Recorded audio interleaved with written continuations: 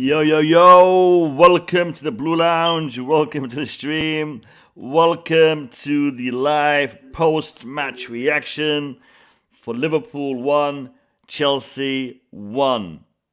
Another great result, and I'm so happy we had one of the best referees in the Premier League officiating on this match. What a great performance by the referee, his decision making, spot on. Everything that he did, every decision that he made was fantastic. Especially when he took all the time and care and attention to examine such a crucial decision. I'm really glad that he watched that replay over and over and over again before he came to his final decision of sending one of our players off and assigning a penalty kick to Liverpool. Great job by Anthony Taylor, another refereeing masterclass. Welcome to the stream, everybody. Angel, I'm glad you're here. Swoopstar, nice to see you again. Bob, everyone in the stream, welcome. We've got 17 people in the stream. Let's start by hitting that like button. Listen, Angel, I'm not going to put that comment on the screen, but it is what it is. Let's start by hitting that like button. Let's get the stream out there. Let's get the YouTube algorithm to acknowledge that this stream is actually live. And let's get people to jump in and watch what we have to say about this game. All in all, considering the circumstances, considering what we were up against, 1-1 is a good result. The performance we put in that first half was fantastic. A few issues, a few little niggles that we need to address, but it was a very good performance. And Liverpool were lucky that we had not scored more than that one goal. Had we made some better decisions, had we played better balls, had we passed the ball a little bit better, it would not have been 1-0 prior to that decision. It would have been at least 2, if not 3. Big up to the lads, big up to the team. End of the day, Liverpool could not score against Chelsea from open play, even though they had an entire half against a 10-man team. Big up Julius, big up Jamie, big up Bobby. How you all doing? Doing good, how are you? Yeah. Still fuming. Yeah. Naturally. I'm trying to calm down. Yeah. Naturally. Yeah. I'll let you start us off, Bobby. I'll let you start us off because I know if you get it off your chest, you might calm down quicker. So you go first, mate. What's your thoughts on this game? Yeah. First of all, good evening to everybody. You know, Good I've been evening. seeing you guys has sort of started to get me to calm down anyway. You know, a lot of things irritated me in this game. You know, yesterday I told you I fear nothing but Anthony Taylor. Give him an excuse to call something against Chelsea, to tip the game against Chelsea, and he will take it with open arms. There's never a controversy with Anthony Taylor for Chelsea.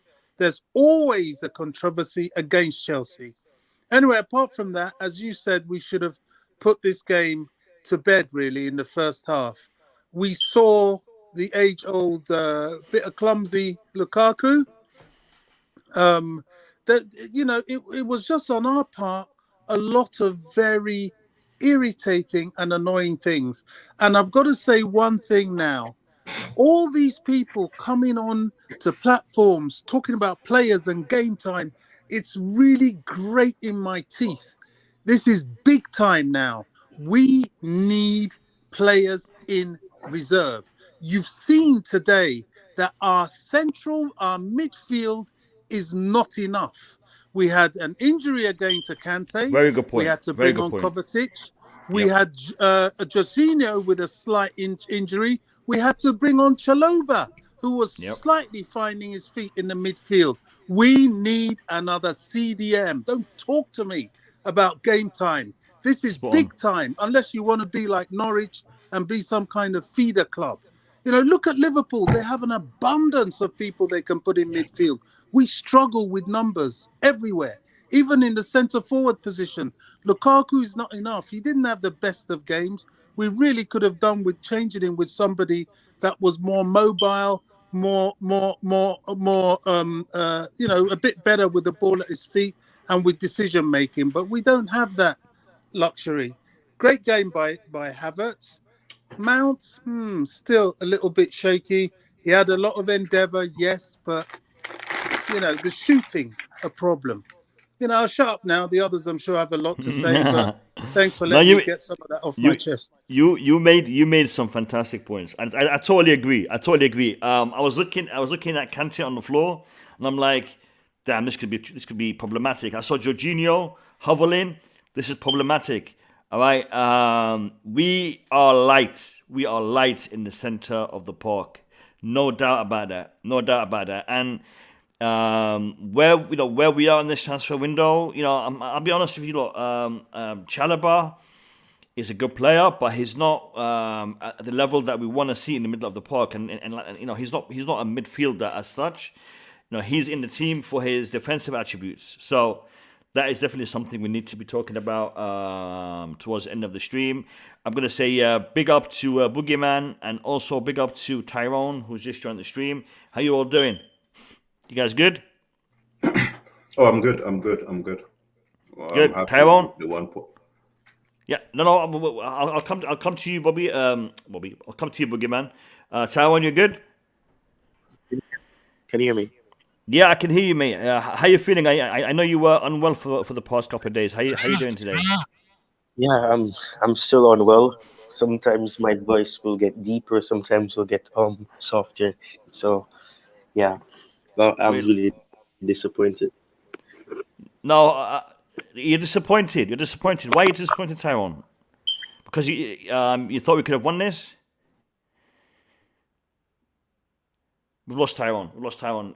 Julius, mate, I know you've got a lot to say about Lukaku, but tell me about Tyrone. I'll come back to you. Fix your mic, Tyrone.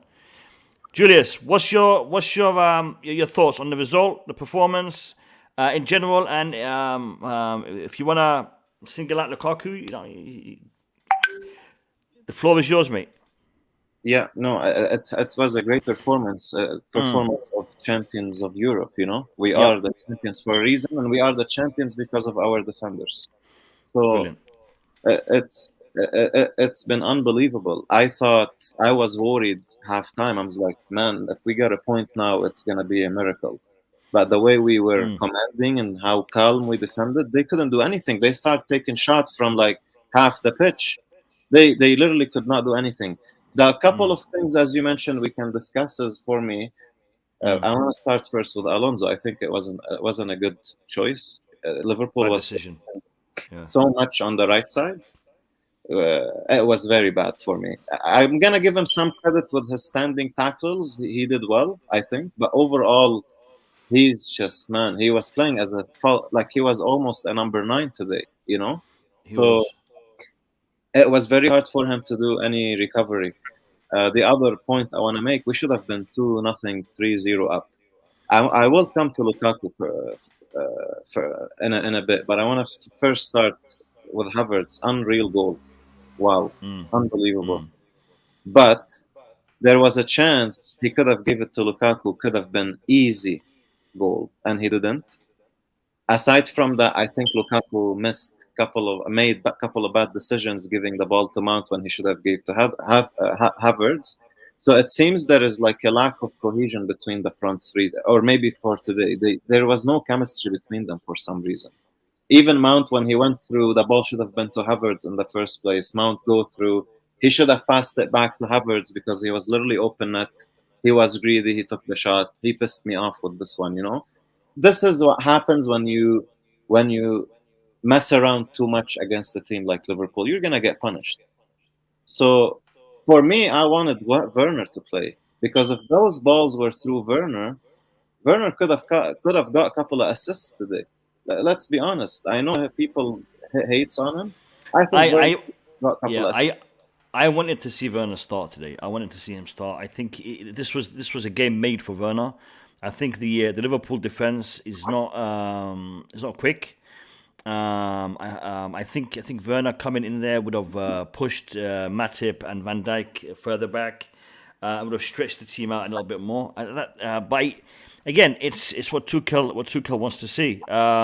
Julius, we'll come back to you to address the faults of a certain striker. I want to go to Jamie.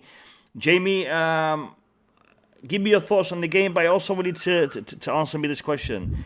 How do you evaluate Anthony Taylor's performance, especially with what's that dude's name, Fabinho? Trying to break the legs of Kante and Jorginho throughout the whole match, and some of them tackles deserved a red. I mean, I know Gary Neville said yellows, but in my opinion, some of them tackles deserve straight red cards, and we didn't even see a warning. So, what's your thoughts on the game, and in particular Anthony Taylor, Jamie? Well, we all know that was a terrible performance by the referee, in my opinion. He didn't even look. He didn't look at VAR at all. There was just no. Yeah. He just looked at the screen, saw the ball was touching his hands, didn't look at what happened. The way it hit off his knee and hit his arm, like that's complete accidental. Now, I would definitely give a pen there, right? I don't get me wrong. I think it was a penalty, but I think a red card is very, very harsh for someone that didn't mean to do it. I don't think it's fair at all. Talking about the game, Liverpool at the start were very, very, and I mean very physical from the start. We can talk about Lukaku. We can talk about the Mount and Havertz. Havertz, for me, is really showing himself as a big game player. You've seen in the Champions League, he was brilliant today. Again today, he was brilliant. I don't think he should have been taken off. I thought Mount should have been taken off instead. And also, I'd love to see Werner play with Lukaku, to be honest with you. I think it's a match made in heaven. But the thing about it is, and I always say it, Lukaku's this is his second game with Chelsea. It'll take time for these players to get to know the way they play on the pitch. It'll take time. It's a process. I know I sound like an Arsenal fan here now saying don't say trust the process. I beg you, don't say that. Don't jinx us. Don't jinx us, mate. I just think that give it a bit of time and it's going to be a lot more fluid, and I think it's going to be a lot more lethal. But the thing about it is, the positive thing I see about it is, this was like last season when we were 10 men against Liverpool and we lost. We were brilliant defensively today. Brilliant. Marcus Alonso was the weak point in the whole team, but we were defensively brilliant. Yeah, I saw Barry Burton say that people wanting to see Chilwell start, so they put hate on Alonso.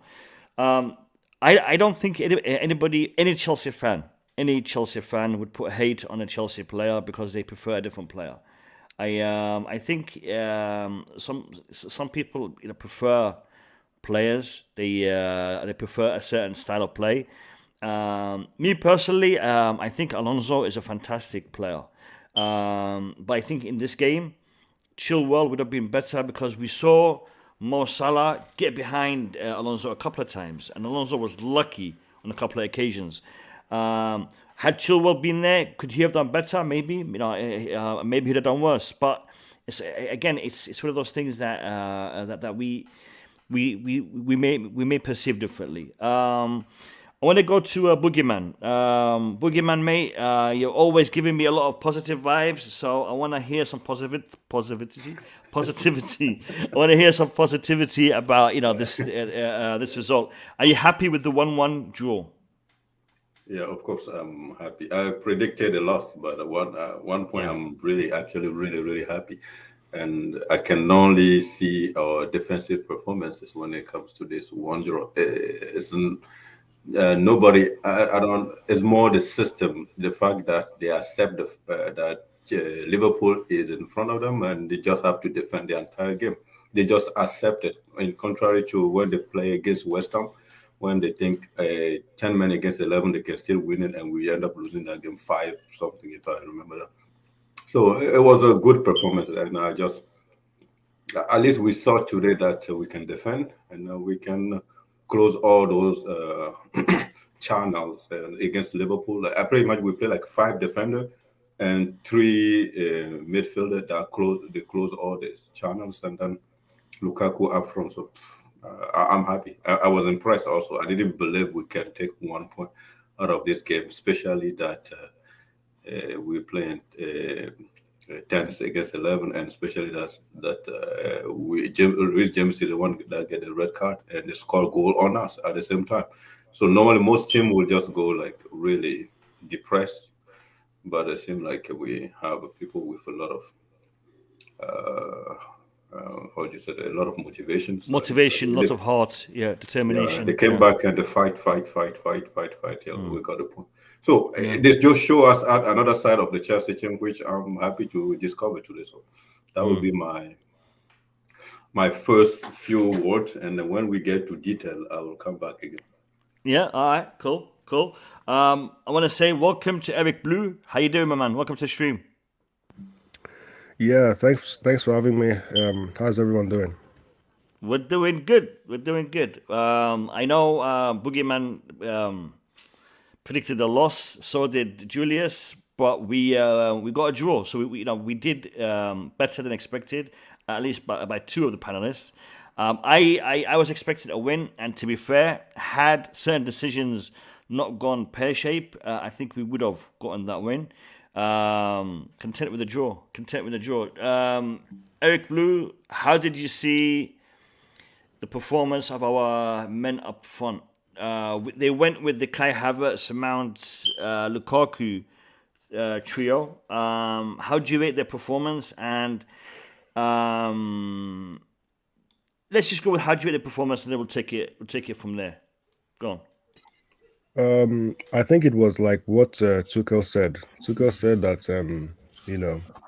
the precision wasn't there at times, and that is like the story of Chelsea under Tuchel. There's a lot of improvement to be done. The team is just not clicking well enough going forward, but we have the whole season to improve that. We have to improve it. We should have won. Should have won 1-0. That's just the fact. Liverpool didn't break us down. They couldn't do anything against us. We gifted them a penalty, which they obviously Salah was always going to score that penalty, and that's why they got a point. It's just a sad. I'm not content. I'm discontent with that result, but we have to move on. It should have been a win. You could have expected certain things, maybe a tiny bit more from some players, but overall, I'm not surprised. We're a very good team defensively. I think we're one of the best, maybe second. I expect us to be top 2 again in this season. I think we're better than Liverpool. I really do. We could have done more offensively, but once you go a man down, then the game plan kind of goes out of the window. You just have to try and consolidate at that point. Becomes difficult, yeah. So, look, we have to take the points and we have to move on, but we have to improve offensively. We have to improve. Lukaku was not good enough for me. Wait, time out. You're one of the guys that supports Lukaku. If this was Boogeyman or Julius talking, I'd be all right about this. But not you, Eric. Are you changing the stance? Is this a change within 2 games? There's no change. I'm probably being a tiny bit harsh, but I felt like he could have held up the ball a tiny bit more. Giving the team a little bit more time. That's the main thing I'm looking at. In terms of chances created, the chances that he had, that he took, he didn't really have any chances to do much. But I think he did well with what he had. Kovačić, I was hoping it would be somebody else in there when he, put the ball for Kovačić. What else? The shot he had from can't remember who put the ball across, and it was blocked. It is what it is. Yeah, I can't be too harsh towards Lukaku, but he could have done a little bit more. But we should have won the game. That one goal was enough. We should have the whole situation with the penalty, that was very disappointing, I have to say. Alonso is the one I'm looking at. I mean, obviously, we could have prevented it from getting to that point, but Alonso should have just let Mendy catch the ball, So it's a bit disappointing. It's a bit regretful, but yeah, look, we have to move on. I want to address two comments. The first one is by Barry Burton. He says, "Do you think it could be possible to have the red card rescinded?"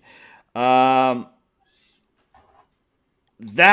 I don't think could happen, because the thing is this: it is a goal scoring opportunity. It's a handball on the line. A penalty decision was made, which is correct in my opinion. Now, if he'd have to prove that there was no intent. And how can he do that when Reece James's hand was moving in the direction away from the goal? So it's hard to say. I mean, in my opinion, the decision was correct. In my opinion, the way the decision was taken is not correct. The referee didn't give the decision time. He didn't look at the monitor. He didn't examine the evidence properly. All right. If he had done that and made that decision, I'd be totally fine with it. Okay, because I can understand. I mean, I can understand both sides of the argument. I can understand the fact that the ball hit his knee and then hit his arm, so it wasn't deliberate. I can understand that. But because of what actually did take place, I can also understand why the referee chose to give the red card. I think it'd be very difficult to rescind that red card. We should. Now, this is a super chat by Gabriel. And Gabriel, big up to you and thank you for your donation. We had a rough stream a couple of nights ago with you, Gabriel, but it's all good. It's all good. Gabriel says we should have had 3-0 first half. I agree, and that's how I started my stream. We should have scored at least 2, if not 3 goals in the first half. We had a lot of opportunities. Mistakes by Mount. I would also say, Lukaku and Havertz also made mistakes when it came to the way they passed the ball. The link up between our attackers wasn't so great. I'm going to bring in Matt. Matt, how you doing? Welcome to the stream. What's your thoughts on the game, especially the attackers, Mason Mount, Kai Havertz, and Lukaku, and how they played today? Firstly, I personally think we could have won this game, even though with 10 men. I mean, we could have exploited Liverpool's high line if we brought Werner on, but obviously I'm starting with the 1 point. Mount was solid, was very tired at the end. I mean, that's with a lot of our players. Christensen, you could see that man. He was just, nearly on the floor a couple of times. He was just absolutely destroyed. And, a lot of our players were. So our attack was good, but with the Lukaku situation, we couldn't expect a lot from him because our midfielders wasn't giving him any opportunity because obviously we were parking the bus. We were parking like crazy. We had 10 at the back with Lukaku at the halfway line to possibly get a counter from the high line. So but we didn't expect that from Werner. I agree. A couple dribbling passes was absolutely horrendous. But that's just basic moves that he needs to work on. But besides positioning, couldn't really do anything. But in the first half, I think he did pretty good. But overall, decent performance. Definitely stuff to work on. Do you agree that Timo Werner should have started? I don't think started, but I think he should definitely came on as soon as, probably instead of Chalobah at the 70th minute. I think if Werner started, I would have been very happy. I was actually saying that. Hold on. Matt. You think by the 70th minute we should have brought in an attacker to try to win the game? Yes. Being a man down? Mm-hmm. Because, right. I'll tell you, we bring on Werner, right? Werner's this exploit player who could play this high line. We know what he can do. If Liverpool need a score, so they're going to obviously playing higher. Warner's going to give the opportunity for them to be pushing him back. So they're going to be staying a bit more lower. So if we give a long ball to Werner, we can give long balls to Werner. Werner can just run down the line and get a goal in. So personally, I think Werner should have started. Yes. If he didn't, I wasn't complaining, but I think we definitely should have brought him on and gone from more of an attacking position instead of just defending. I think we should have taken the win there. All right. Yeah, I mean, I totally agree with you. I agree with Gabriel. I agree with a lot of people who were talking about Chelsea had the upper hand. That first half, Chelsea were dominating. Liverpool, like Arsenal, started good. Like Arsenal, the first 10 minutes, Liverpool were trying to dominate. But Chelsea, the champions, the champions of Europe, were able to soak it in, and then they start dominating. All right, Liverpool was struggling to find ways to attack. And by the way, what a game by Mendy. Edouard Mendy had a fantastic game. Brilliant. And, we definitely could have won that game. It's just about those decisions that we're talking about. The Lukaku passing, the Havertz passing, the Mount passing. I said I wanted to see Ziyech be a part of this starting lineup, and I also wanted to see Werner. And I think those two players would have added something that was missing today. Now, again, in hindsight, we can talk about what could have been, but I also think the players that did play, played well, and especially in defense. I'm going to go to Julius. Julius, I wanted to start us off on this debate. The debate is going to be open. Anyone can jump in. And I want to give you the what's the word here? I want you to light the fuse. Of this debate. All right, and guys, if you are not talking, please have your mic on mute for a better audio experience for the viewer. And also, we are on 38 likes with more than 130 people in the stream. Please do us a favor and hit that like button, and let's get it closer to that 50 to that 100 like mark. I would really appreciate it. Julius, kick us off, mate. You're on mute, Julius, if you're talking. Okay, Julius is not here. Boogeyman, you kick us off.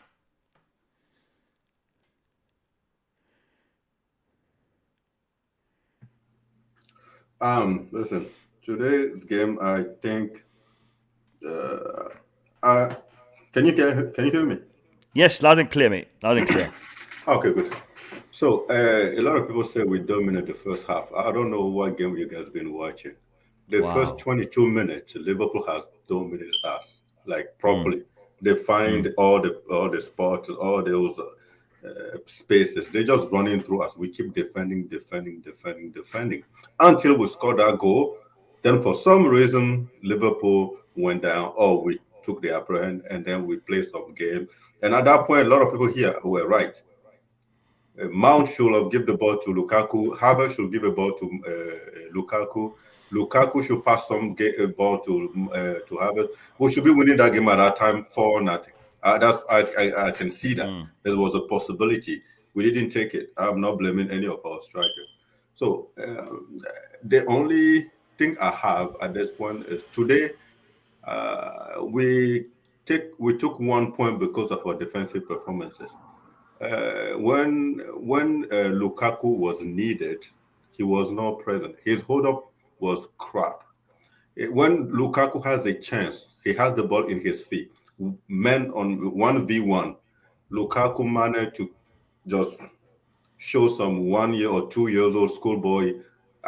He can't even control the ball. He can't even move the ball right, left, and just speed on it. He can't even beat Matip on the speed. Like one time he really tried to speed past Matip. He can't. Many times the aerial ball, he can't even win most of them. And every time he tried to hit the ball back into our defense, I kept screaming, "Don't!" He hit it back, and it went straight to the Liverpool player. We're playing 10 against 11. You are our focal point. The ball comes. Giroud have done it so much. The ball comes. Giroud will try everything he can to control that ball and keep it there. Not head it back to your own own half. Liverpool are just kind of going after. And Lukaku 5 times I counted today. Head the ball back to our and every time he hit the ball, he stand there with both arms doing this. You are the professional. You are £100 million player. Don't tell me you hit the ball and then magically someone has to appear there and take the ball. You have to see where your partner are before you hit the ball in emptiness. So that's one thing. His holding play was crap today. His control, first touch, was crap. And so when we play 10 against 11, I don't see that Lukaku that was supposed to be helping us hold the ball so we can our midfield has a chance to come in. And he did one pass to Kovačić.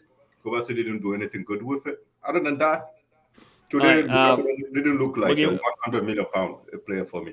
And anybody Firstly, it's 97 million pounds. You know, I know it's semantics, but yeah. Wait. I'm not going to defend. I'm not going to defend the player. It's your opinion. Fine, I'm happy with your opinion. But do you think his performance in the first half and the second half varied, or was he bad throughout the whole game? It was. I will say in the first half, he has moments where all the supportive Mount and Havertz has to just give the ball to him. He was open, and those type of situations they have to give him the ball. Do you think that there was a lot more emphasis on Lukaku in the first half than there was in the second half? Yes or no? Yeah, I think we needed Lukaku more in the second half. No. Liverpool. I'm talking about Liverpool, where Liverpool emphasizing more on tracking him, marking him, putting pressure on him in the first half more than they were in the second half. Yes or no? No, they were just cutting any pass to Lukaku. No, they were not. They were just cutting all the passes. Did you see any shot of Lukaku without Van Dijk on his back throughout the first half? Even the first half. Yes. Sometime Matip, Van Dijk most of the time is always free. Like we said yesterday, he was not even close to Lukaku that much. He was always free. In the first half. Yeah, even in the first half. Yeah, in the first half. In the first half, every time I saw Lukaku, Van Dijk was no more than a couple of meters away from him. Yeah. In the second half, no, it was different. And the reason for that is because we were a man down. They could loosen up because we are the ones that have to try to compensate, not them anymore. And that is why we saw a change. In the first half, Chelsea were playing a tactic to counter the attacks of Liverpool and to try to win the game. In the second half, that all changed.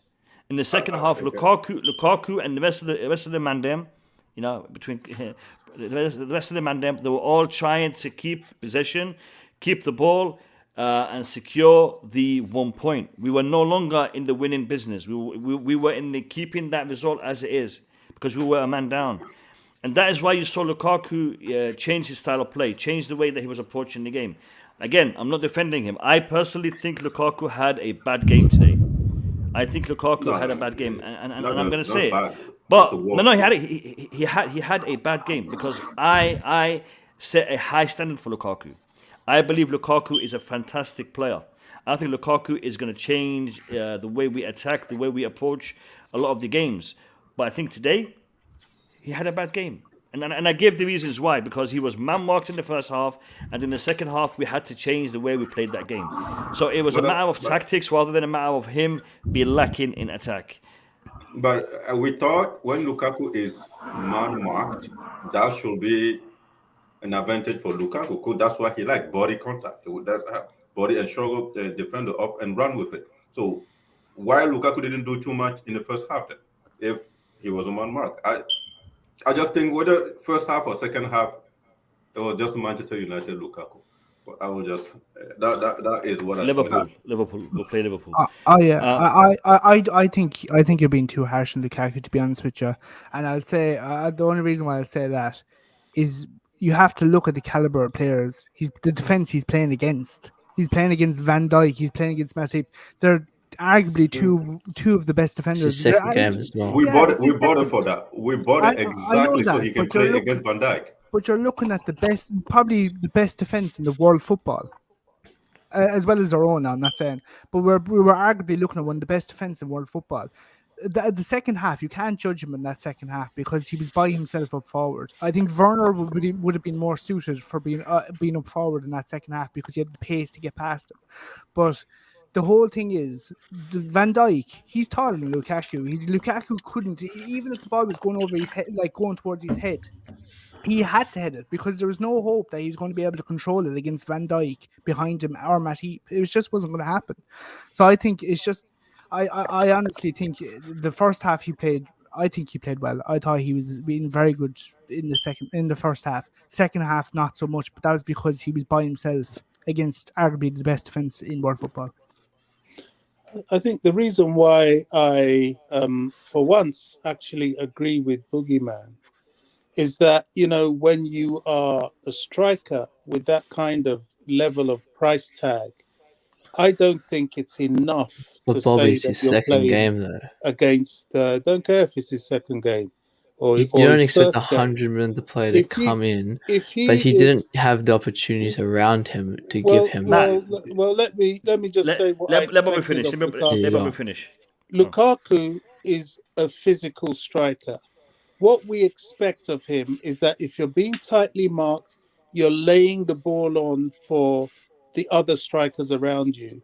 When the ball came to him, it was clumsy. A lot of the time, he would knock it back to the opposition.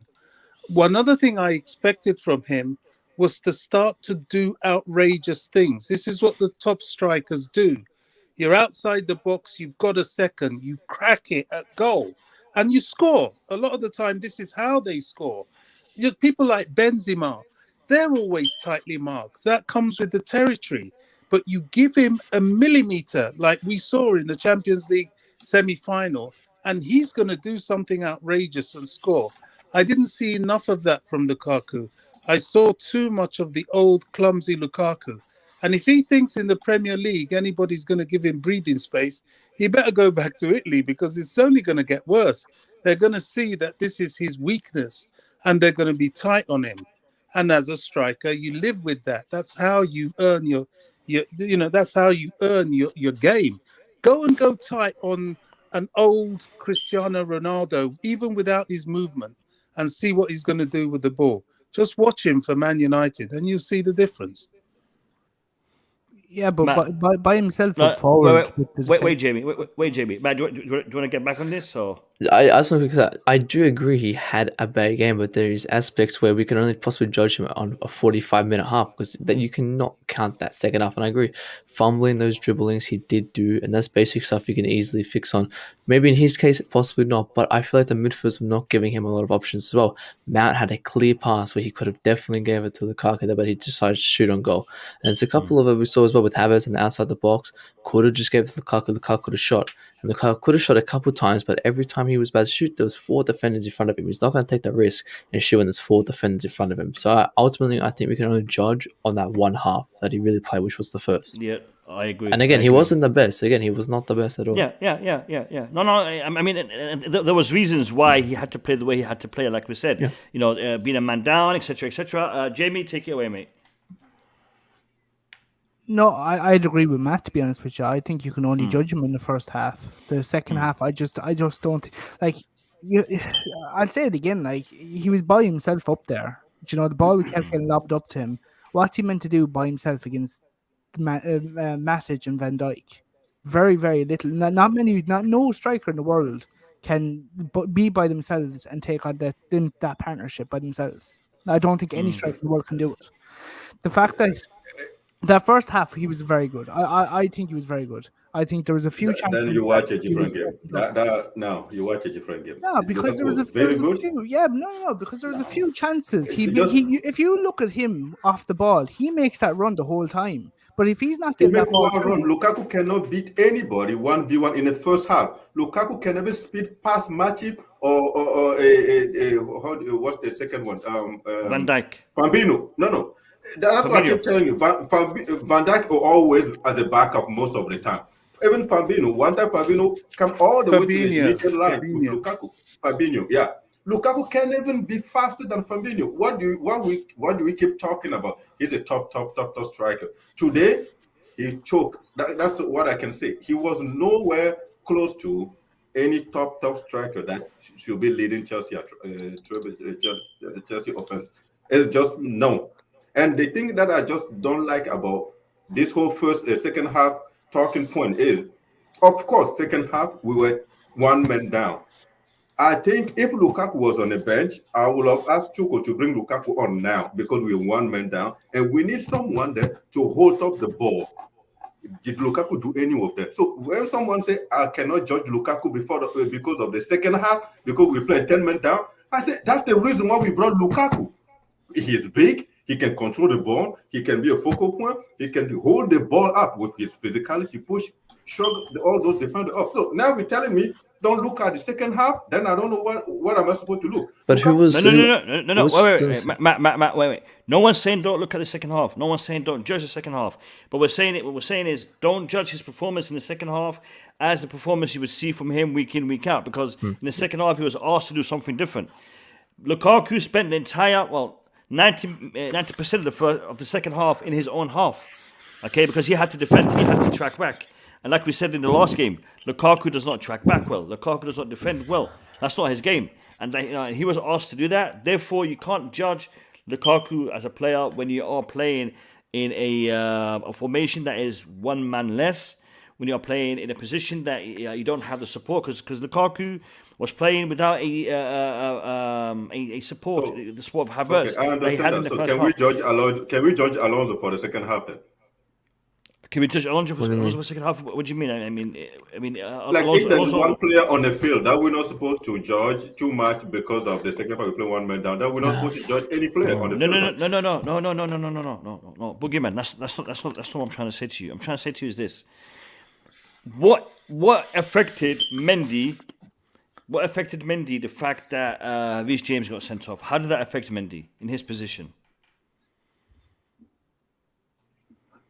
How did that affect Mendy?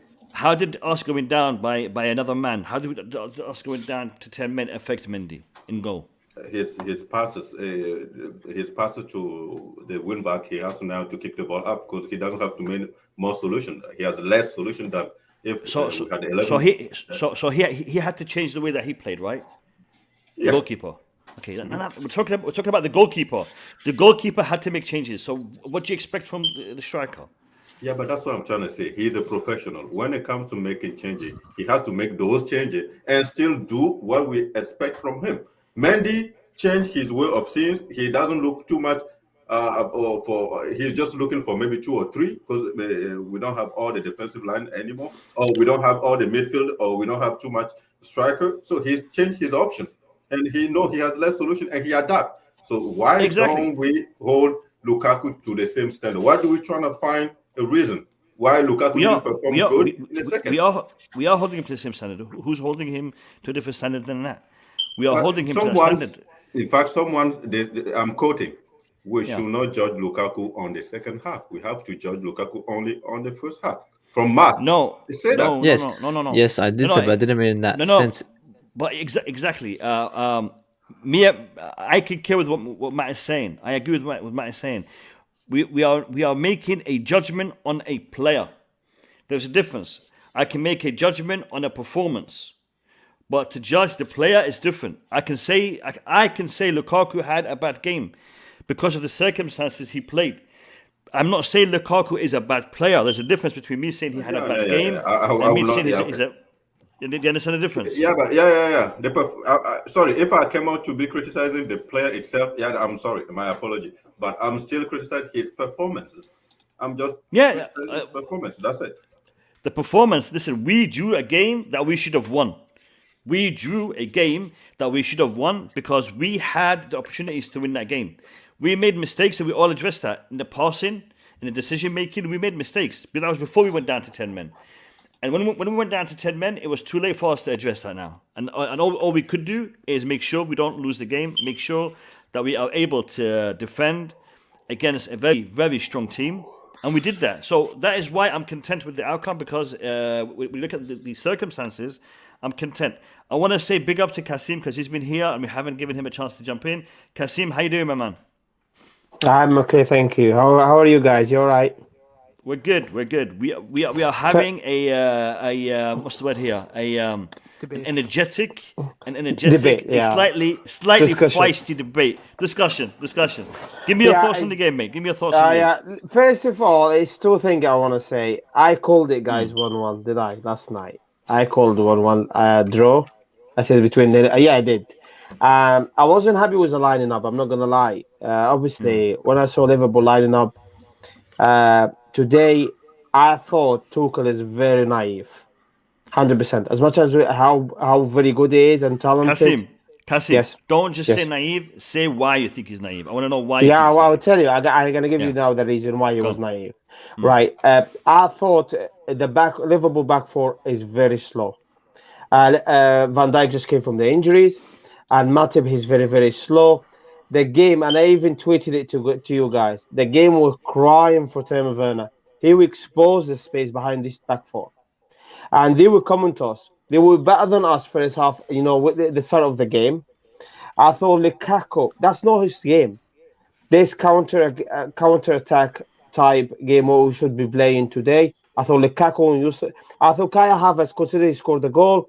I thought Werner should have come in, and we won the game. If Timo Werner coming, that's why I was saying Tuchel was naive, because he didn't see Timo Werner should have come a bit earlier, and if he come a bit earlier, we won the game 100%. Point number one.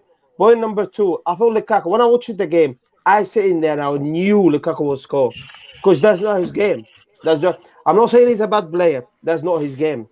We know Liverpool is going to get the majority of the ball, so we're going to end up playing counter-attack football.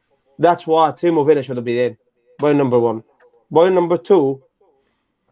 Second, I just want to say things, guys. I don't know if I'm going to agree or disagree. I thought that it was a penalty, 100%, and it was definitely a penalty when I looked at it. And I said it to you more, and I said it to the guys last night. Alonso is terrible defender. Going forward is great. He is one of the reasons we draw today, because he kept the ball in, and rightly so. More, you said it early on in the show. He just kept Salah. He was going running behind him, and I was sitting in the session. Please, just don't score. I take the point. I didn't want to lose, to be fair, mate. Point is just fantastic under the circumstances. So I thought Tuchel naive today was his decision, the lining up. I thought the point today is fantastic. I thought we're going to win the league because of point today. I believe so.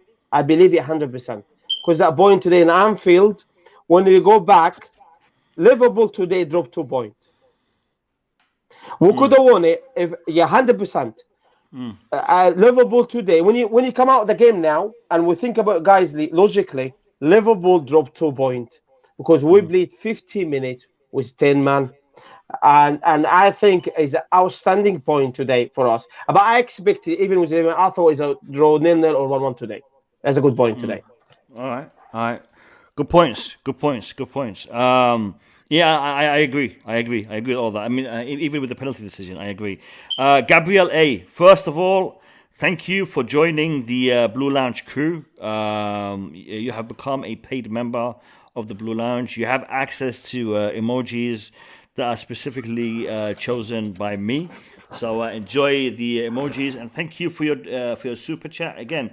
And I agree with you. That setup, that formation, it was to get Romelu Lukaku to be the center of their defensive attention, and it worked. And that's why Havertz was able to flick that ball in and get that goal. And we saw that. We saw a lot of opportunities that came Mount's way and Havertz's way that they could have played a little bit better, but they didn't. And had we had 11 men on the pitch, we would have won that game. I agree. Big up to you, Gabriel, and always thank you for your donations. You're making a habit of them. Appreciate you. Thank you. Eric Blue, you've been quiet, mate. Eric Blue, what's up? Eric Blue. He said he'll be back. I thought he went and came back. Okay. I don't know. I've got a point to add, Mo. Go on, Bobby. Let's hear it. Ultimately, this kind of boils down to about 3 things. Yeah. The good thing is really, we probably would have lost this game in the past before Tuchel, having gone down to 10 men. So the resilience we have in defence has given me confidence that we're able to win the Premier League this year. But our problem still remains in attack. We are still wasteful. Maybe, I think, with time going forward, with more time with Lukaku, we may be able to address that. But if we don't, it's a problem. If we do not address the midfield, I keep saying this, the midfield needs another player. I don't want to hear anything about game time.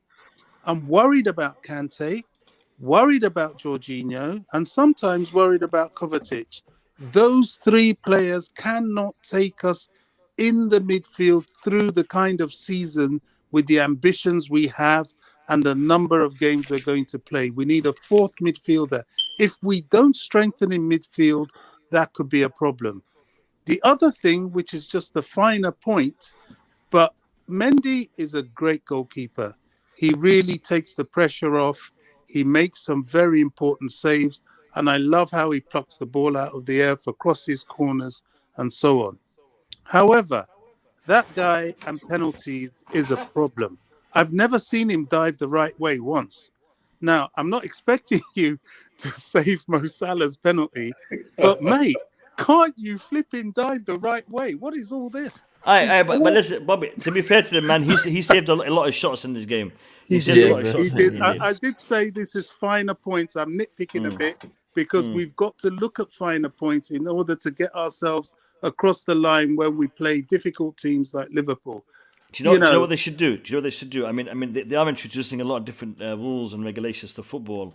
They should allow us to have a 5 minute substitutes where you can substitute someone for 5 minutes and then take him back. Kepa, just for the penalties. Do you know what I mean? Mendy, what? What is I never see him even look close to stopping a penalty, apart from the Panenka by Aguero last season, which, he would have missed that as well because he didn't move.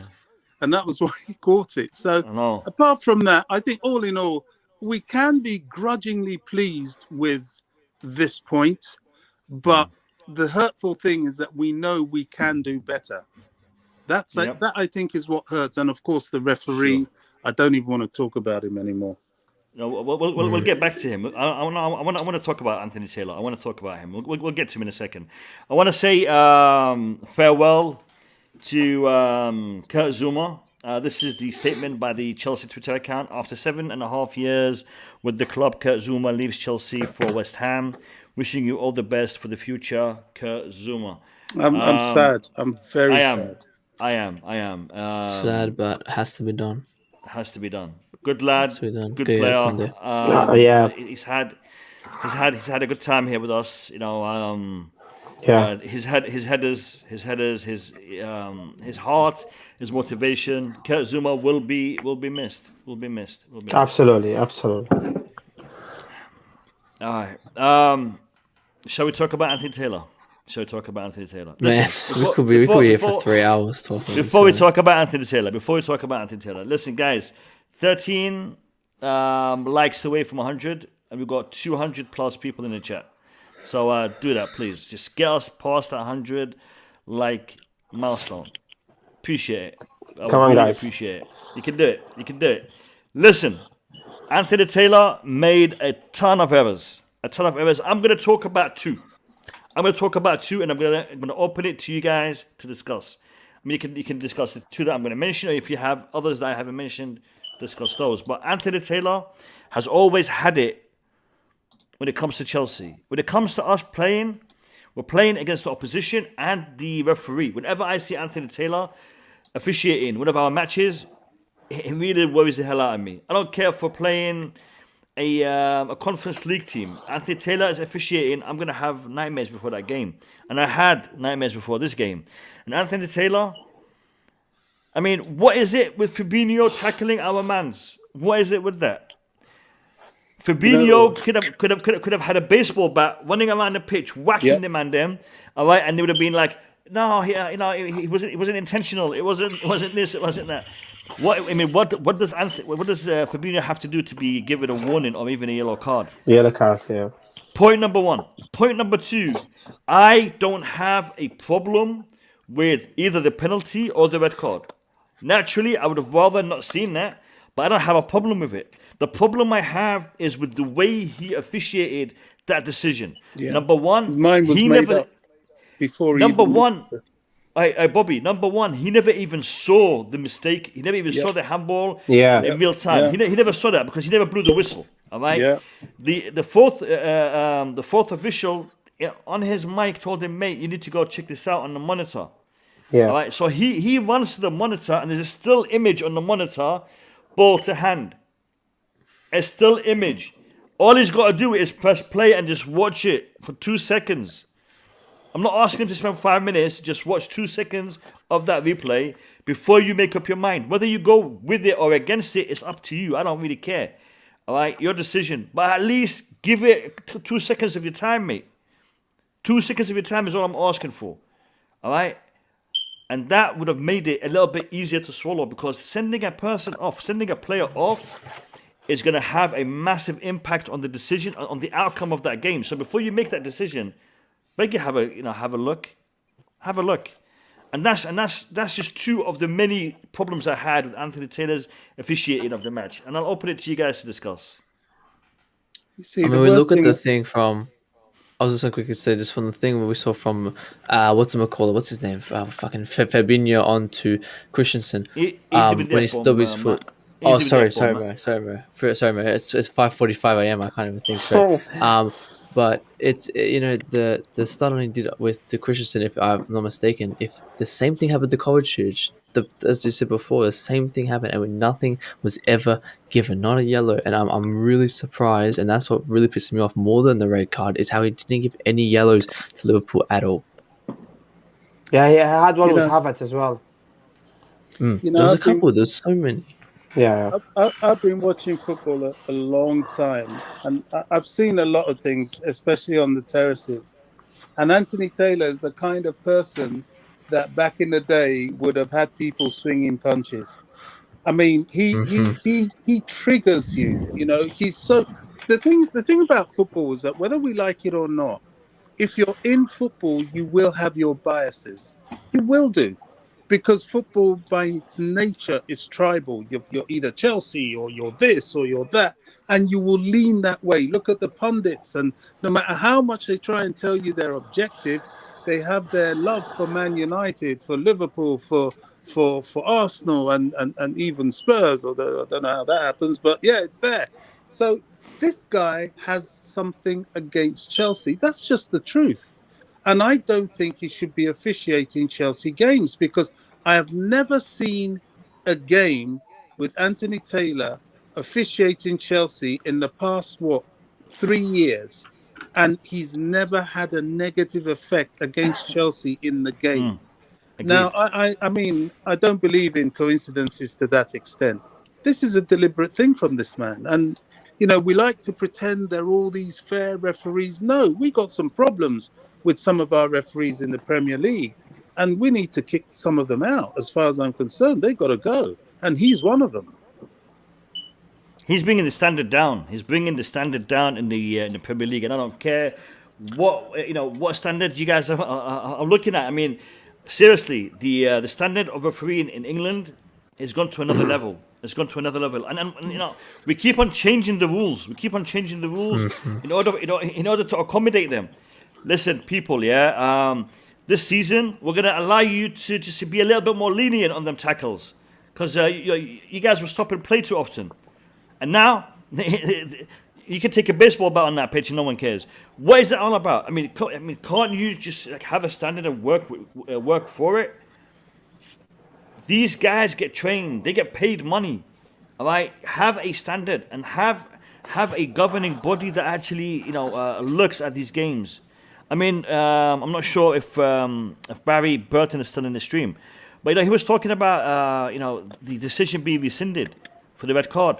No, if there was an official, someone coming back and looking and checking these decisions and actually scrutinizing them, these referees would be a little bit more careful, because if they have like a grading system whereby Anthony Taylor after this game he gets like a 2. And the next game he gets a 2 and another 2. They'll be like, you know what? You're a 2-tier referee. You won't be getting no more FA Cup finals any more, international fixtures or whatnot. Yeah. And he'll get his act together. But we don't have that. We don't have no one looking at these referees and trying to put them in their place.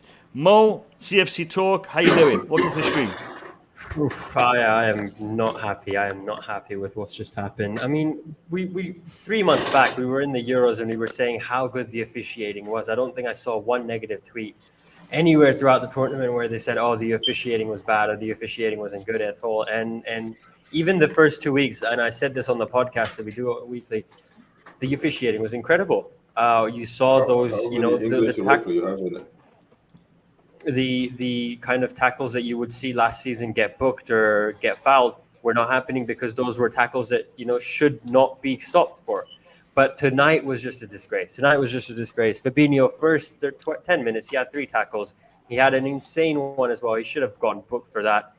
How is a man like Fabinho, who's had 3 or 4 fouls this whole game, walking back 90th minute back into the tunnel with no yellow cards, no red cards, no warnings from the referee, whereas someone like Mendy, all he did was kick the ball away after a penalty goal, got a yellow card. Where Salah did the same thing 5-10 minutes ago. Salah kicked the ball away, yeah. So it's there, as you guys said, there is a biasism there, and there will always be a bias. So the FA need to be accountable for that. The referees need to be accountable for that, because at the end of the day, the referee will make a decision like this. Will perform the way that he did against Liverpool and Chelsea, and walk away without having to answer the media, without having to take any accountability for what they did. For the next few months, you won't see him at a Chelsea game, but then they'll be back after 2-3 months in a big fixture and cause the same issues again. And Mo, sorry to cut you short, mate, but even when this guy isn't on the pitch and he's at Scotland Park doing the whole VAR thing, he's calling things against Chelsea that is not. He's the one that was calling Timo Werner offside in games when he wasn't, after he'd scored and things like that. You can't tell me he hasn't got I that completely in for agree with Chelsea. that. Sorry? I completely agree for that, I completely agree with that. And as far as the fans who are against Chelsea at the moment saying it's the right call, because apparently if it's a handball leading to a goal or an opposition goal and it's stopped, then it is a penalty and it's a red card. I'm not saying it's not a penalty. I'm saying it is a penalty. Give them the penalty. Give them the penalty. It's not a red card. If it's a penalty, if he accepted to be penalty, it'd be a red card, mate. Because Did the Leicester player the FA No, Cup it's final, different. It's different, Mo. It was still leading up to a goal. No more. The difference was Perez hit his leg first before he put his hand. Same thing happened. No. I think if he accepted a penalty. If he accepts the penalties today, is a definitely red card. Actually, I tell you something. When I watched it, just hear me out. When I saw today the incident, before the referee give any decision, I promise you that I told my little boy, is a red card. You know why? Because soon he touched his hand, straight away the Liverpool player put the hand up, and I knew it's gonna be penalty and red card. I knew it. I don't think the ball hitting his hand was a red card. It's the motion of the hand. The motion of the hand is normal motion. Yes. He takes the ball away. That is a red card. What angers me the most? Just time out. Both decisions were similar in regards to hitting the leg before the hand, but like Boogeyman was highlighting, it was the actual motion, because that shows intent to deflect the ball. Whether it was a reflex, whether it was intent, debatable, but that's what they were going on. But did Anthony Taylor see that though? He didn't see that. I don't agree with that. That's what I was going to get. He didn't. Anthony Taylor, he saw a still image and turned around and gave that red card, and that is what's upsetting me. I don't even think intent comes into it. It's never included in the laws. Intent is never considered. I don't think intent is relevant the way I see it. And I think there is. Maybe it's relevant now, but there is. As far as I'm aware, I don't know how intent really. How can you look at the replay? You can't judge what intent is. So Eric, you can't give a definitive answer for intent. It's subjective. because we are looking at it from our perspective, and what we consider to be intent may not actually be considered as intent by somebody else, so it's subjective. Yeah, just it's wanted- subjective. Yeah. It is in there. It is in I there. just I'm wanted to gonna let- mention, Eric, I'll let you come back in. I just want to give Mo a chance to finish his statement. Then I'll let you come back in, Eric. More, carry on, man. Yeah, I just wanted to add on and say, what pisses me off the most, what angers me the most is the decision, the way that the referee reacted in terms of VAR. Didn't even walk up. At least make it convincing. At least walk up, have a look at the replay rather than just looking at a photo and coming back. Make it believable. And then he doesn't stop there. Right after the penalty's taken, he's giving yellow cards to Antonio Rudiger. He's giving yellow cards to Mendy, whereas Liverpool players are also Mendy. Yeah, so Liverpool players were also in that. They were arguing as well. They were sat there next to the referee as well. Nothing to them. Mendy did what Salah did, but the result was different in both scenarios as well. So it is very disappointing to see it, and I just want the FA to take accountability, because at the end of the day, the referee, the FA might overturn Reece James's red card, but they won't give us back the 45 minutes that we had to struggle. The 45 minutes where we could have won because of the fact that we were the better team and the way we played in the first half before that red card. So yeah, it's just overshadowing everything that all the hard work Chelsea's put into it. But it shows that we are like contenders for the titles. We've got the mentality of champions. Absolutely. To resist 45 minutes of Liverpool. And yeah, I think immense from the guys today in terms of how they dealt with the second half, and that this 1 point could be probably one of the most important points. We didn't just fight for a draw, but we fought for our own sake, for putting up a stamp against Liverpool and saying, you know what, we're not here to joke around. We're here to win the Premier League this year.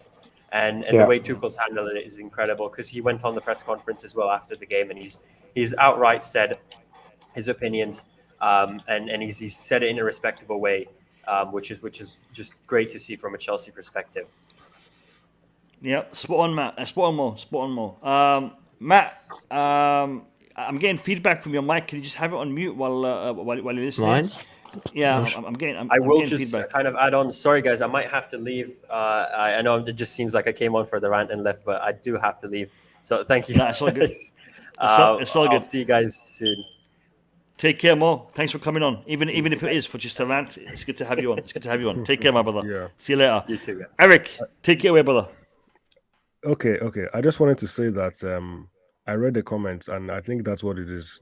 So it says the rule is red for denying a goal scoring chance. Yeah.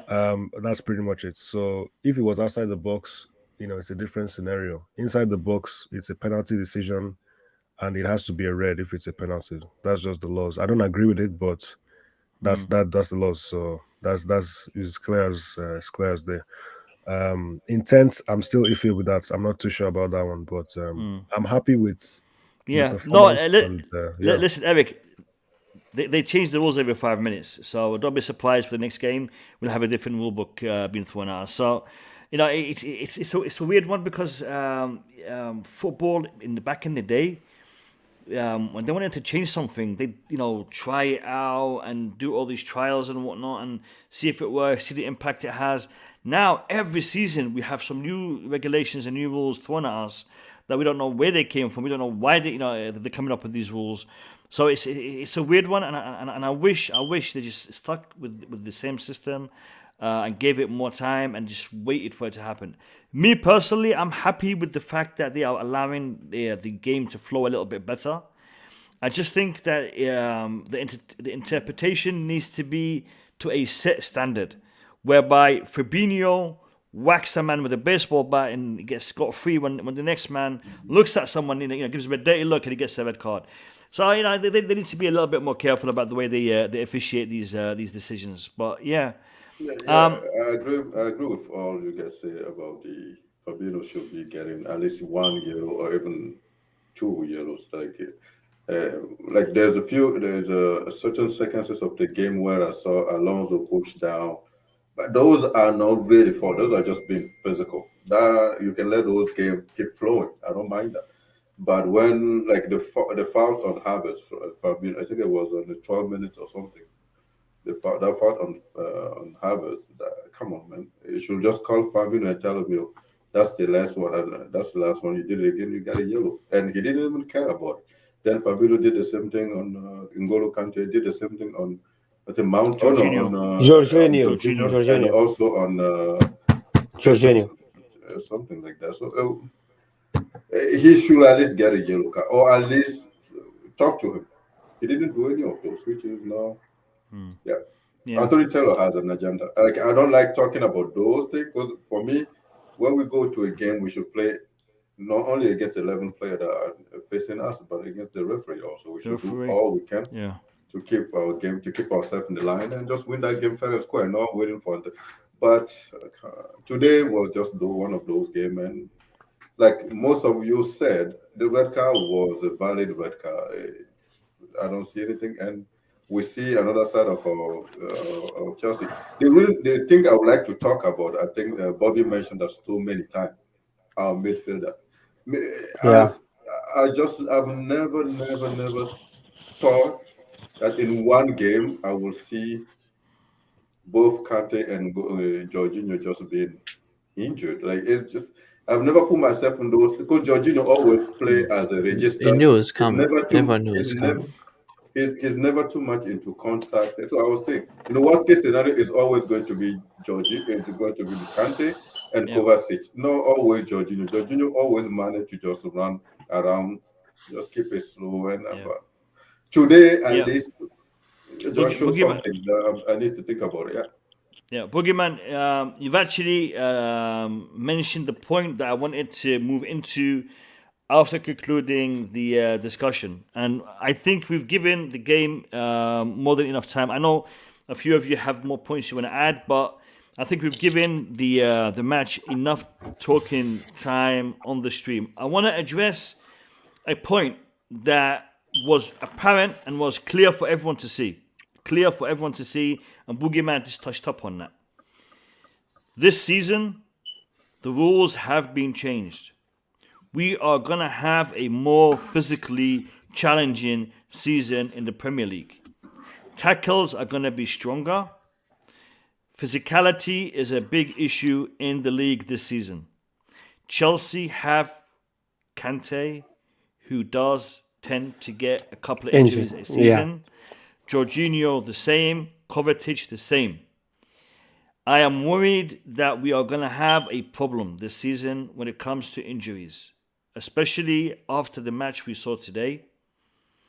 We are the champions of Europe, lads.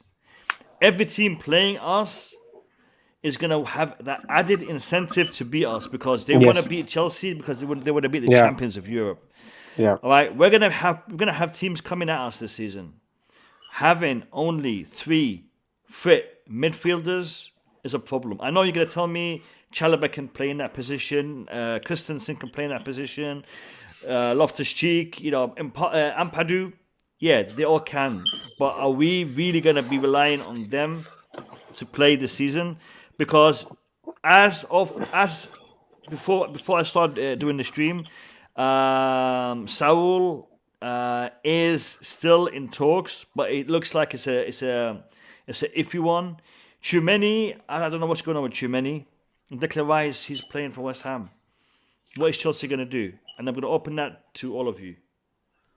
I feel like we've known this problem for a while. We've had this problem for definitely a while, and we knew that this was coming when Jorginho and Kante will get injured. Matt, please, everyone, have your mics on mute if you're not talking. Go ahead, Matt. Yeah, I mean, just saying, we knew this was coming. Saul would be the perfect option, just a 1-season loan. Get him as a 4th option. He would have been perfect in this game to come on fit straight away. So we've known this is an issue. So Declan Rice has been out of the picture for months. We don't want Declan Rice here. Tchouameni, we've got the Barca midfielder Moriba. There is Sarr we're linked to possibly. So I see us after this game definitely progressing from midfielder. We definitely need to get a midfielder now. It's just a wake-up call. Okay. I think last 2 shows we spoke about the midfielder. We spoke about Saul and so on the gas. But I think Basuma for Brighton, he's a very good player, And he's going to cost about 40 to 45 million, He's fit. He can read the game. He's everywhere. He can attack. He can defend. I think Basuma for Brighton, Chelsea should to go there because we spoke about Kante before, guys. He cannot keep fit. He played 3, 4, 5 games and he get injured. But it just is what it is. And now, Kovačić as well, sometimes he does get injured. I think go out there, I think Bissouma, he knows the league, he's cheap, he's around 40. Brighton wants 40 to 45 million. And I think he's a great player as well. But you need to understand as a Chelsea, because as champion of Europe, we're going to go for everything. The league, Champions League, the League Cup, the FA Cup. In order to do that, you have to have the squad. Look at today, 2 midfielders down, Jorginho and Kante. You get what I'm saying? So I think Bissouma, or if they're going to go too many from Monaco because they didn't qualify, just go do it, man. Because there's no time. There's no time. We've got to go there. We need an extra midfielder. We spoke about that already. We need an extra midfielder. I think it's very crucial. I absolutely agree. Absolutely agree. And I'm glad Mo said something about physicality. I've been talking about this for months. And, each time I talk about it and we're linked with certain players and I mention their physicality with concern, it's like I've sworn at somebody's mum. This is the English Premier League. Did you notice when Liverpool came up for corners, how they dwarfed us? Apart from a few players, Matip, Van Dijk, even people like Robertson and so on. They're so much taller than our players. We can't have this. We've got to match these people physically, especially as we're now more relaxed with the laws and allowing that bit more physicality. I mean, that's what happened with Kante today. I mean, he usually is very good at, handling himself as small as he is, but someone stepped on his foot in a nasty way. I think that was Fabinho as well. Mane. It was Mane, I think. Mane, I think. Yeah. Mane, and that affected him and he was off in the second half and, the kicks coming in from Fabinho. Okay, fine. It's all good and well if the referees are now going to allow it, but I don't want to see cards brandished to Chelsea players when we do the same. All's fair in love and war as long as we can get in there and do the same. So I'm all for this Bissouma broke from Brighton. I know who you're talking about. Great player. Yeah, physical, strong. Yeah, fast, close down. Yeah. Brilliant player. Yeah, go, and he won't come with any egos because, he's come from somewhat, dare I say, lesser team to a bigger team. I think we've got to do this. We've got to do these deals. Get this guy in. If I keep saying Jules Koundé is the real deal, as I keep hearing, finish it. Get him across the line. I know the price is ridiculous, but we've got no choice now because we've gone and, in my opinion, just my opinion, foolishly got rid of Zuma. Zuma would have been happy to stay with us and come off the bench. But, we've done it. It is what it is for whatever reason. But now we've got to get the replacement. Quick. We've only got, 2 days? Guys, just some administration. I have made a couple of you guys in the chat admins. Brian, you're one. And I want you guys to just understand something. Being admins, I do not want you to block anyone. You can put people on timeout. You can delete people's messages. But if you want to block someone, please let me know in the chat before you do that. But I've put you on as admins as a reward for your continuous support of my channel. So thank you for being in the chat. People, we are, I think, just short of 100 likes. We are on 99 likes, 1 like away from 100. I'd appreciate it if you guys can get us over that milestone. Yes, Brian, you are an admin. If you look at your messages, your name is in blue. So big up to you. So what I would like to add to Bobby is if Zuma was in that team today, Zuma will come on and will maybe move Christensen as a center midfielder. And Christensen will be probably better than Chalobah, because Chalobah was really too much for him today. He can't even control the ball. He was pretty much running in that position. Positionally, he's pushing himself properly, but it's just, that was too much. And Zuma, with his height, will all be perfect today, but we get rid of him and let's It's just crazy. I just don't understand any of this transfer policy. I feel like we do have a lot of physical in our team, though. We have a lot of tall players. Like Zuma leaving doesn't change anything. And if Conte is coming in, that's just a 1-for-1 transfer. We're not really changing anything. Probably getting more in. Well said. And as well, but how many? Let me finish this one. How many times on the corner? How many Chelsea player has won any aerial duel? We won a lot. We won. No. Did you see Aspie was on? What are you talking about? We won all the. Oh, okay. Then let's Liverpool didn't do anything. Aspilicueta was marking. And that shows, and VVG still never got a head to the ball. Did they get a chance? Jota was the only person. Jota was the only person to get a head on the ball. That still did not get on target. Then we're never going to agree. Then but they didn't. That it's okay for Aspie to mark Van Dijk. Wait, hang on. What are the chances? Just give me the. Yeah, and you still never got a shot off. You still never got a shot off. Corners were not a threat. Yeah, corners were not a threat. On the corners, it would be heading by Fabinho. Van Dijk, of course, it was not on target. What are we talking? Yeah, so exactly, it was on target. It was the fact. What did Fabinho do with the header? What did he do? He got the. I'm trying to tell you how many aerial duel that our defender have today won on the corner. Now, look, I don't know what the stats are. Liverpool has hit most of the ball, and they were not on target. I admit that. No. Most of them were not headed by Liverpool players. We didn't have any issues with this. They had two, and I think they were both from Jota as well, and they were just both from outside the penalty spot.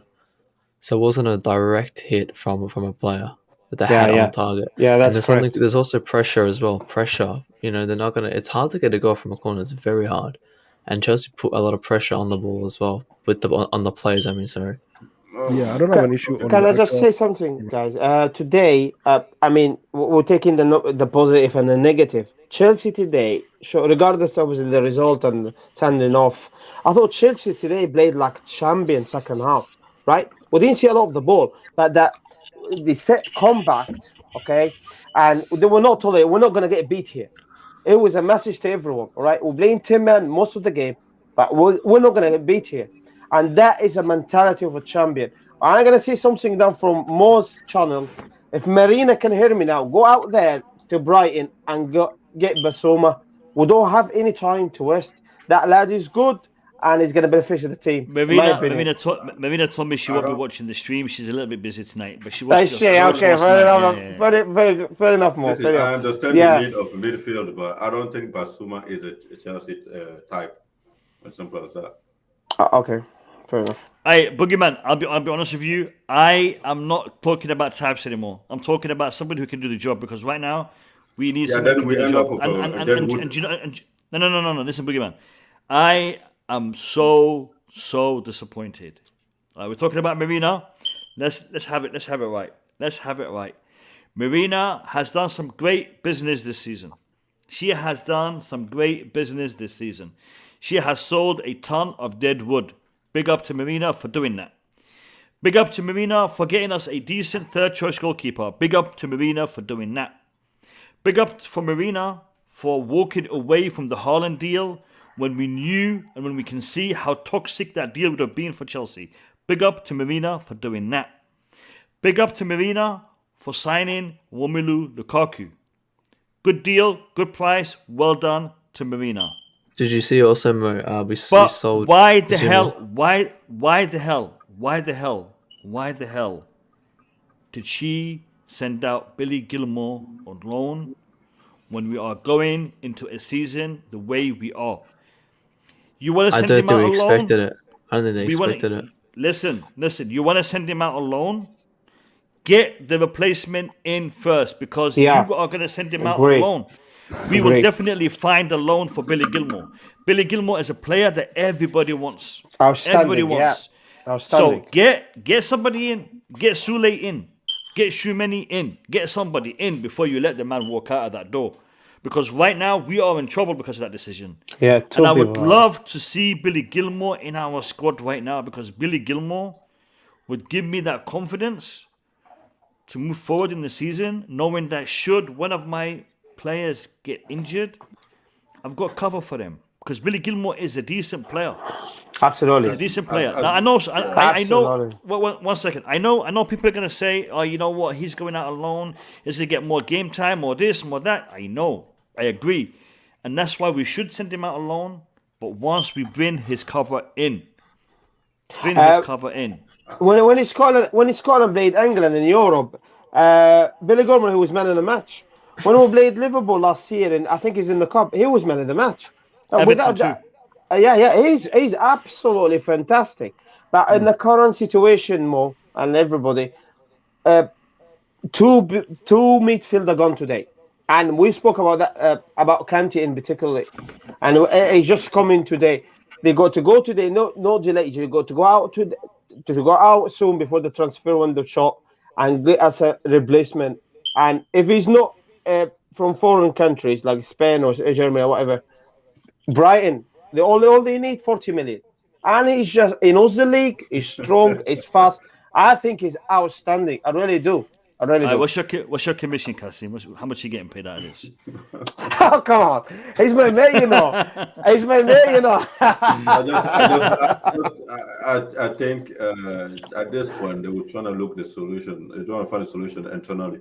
They just need to promote some youngster or maybe bring back what's his name again? The Everton boy. Keep forgetting his name. Barkley. They're probably going to bring Barkley back to the team and drink water or something like that. But that's what they expected. That's what they was trying to do. They thought Barkley, drink water, Bakayoko, Rothfuss will all step up and cover Gilmour, but they got it wrong. Yeah, but at this point they don't have too much of choices. So yeah. But Boogeyman, we are the champion of Europe. We going this year, going later. Can I answer you that question? The way your statement. I read. I think it was this morning that we're selling Zuma because we need to balance some budget or something because we spent too much money. When I hear a story like that, I'm just like, no, we didn't. So we want. We didn't spend it. I'm just saying. I read something like that today. That Zuma has to go. Because we have to balance something and a budget or something. No. We didn't spend any money this year. We didn't spend any money. Okay. I'm not saying that's what I think. He left for his career because we're getting Kunde. That's why he left. He didn't leave for the sake of our fees. No. Zuma didn't leave.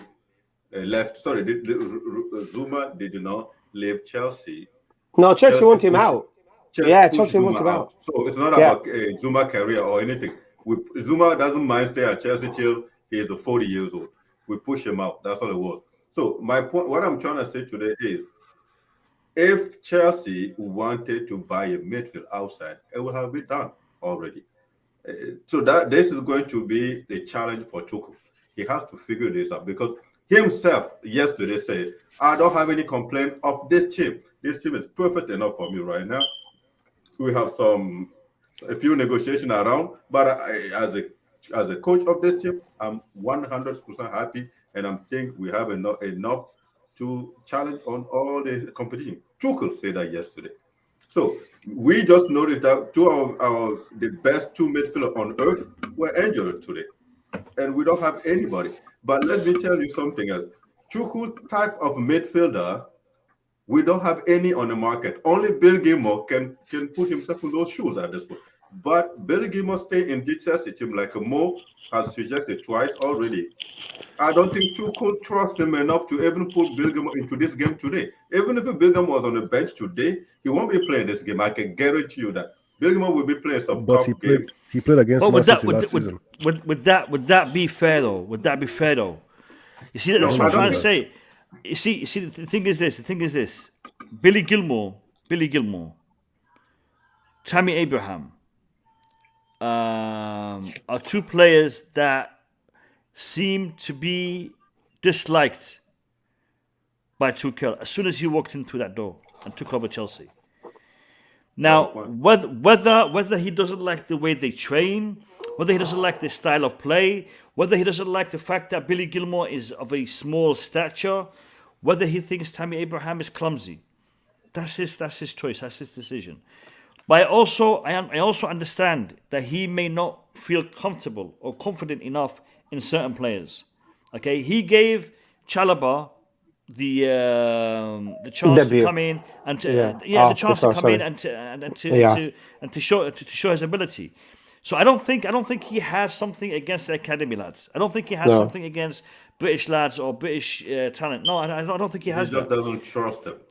No. He trusts them. I think there is something about Billy Gilmour and there is something that was about Tammy Abraham that he didn't like. And you see, the thing is this: there are players in the team. That for whatever reason, we don't know why they are getting pushed away, why they are not being given the opportunity. For example, can anybody here now tell me why Tomori was pushed away? I love Tomori, mate. I love Tomori. We don't know. We don't know why he was pushed away, but Tomori was pushed away. Tomori was the first name. He was away by Lampard, is it? He was the first name on the team sheet for Lampard for a long time at Derby and then at Chelsea. And all of a sudden, the man can't get a minute even on the bench. And we did not know why. Nobody knew why. And Tomori, to be fair to him, he left and he still hasn't spoken or said why it's happened. Okay? He's gone.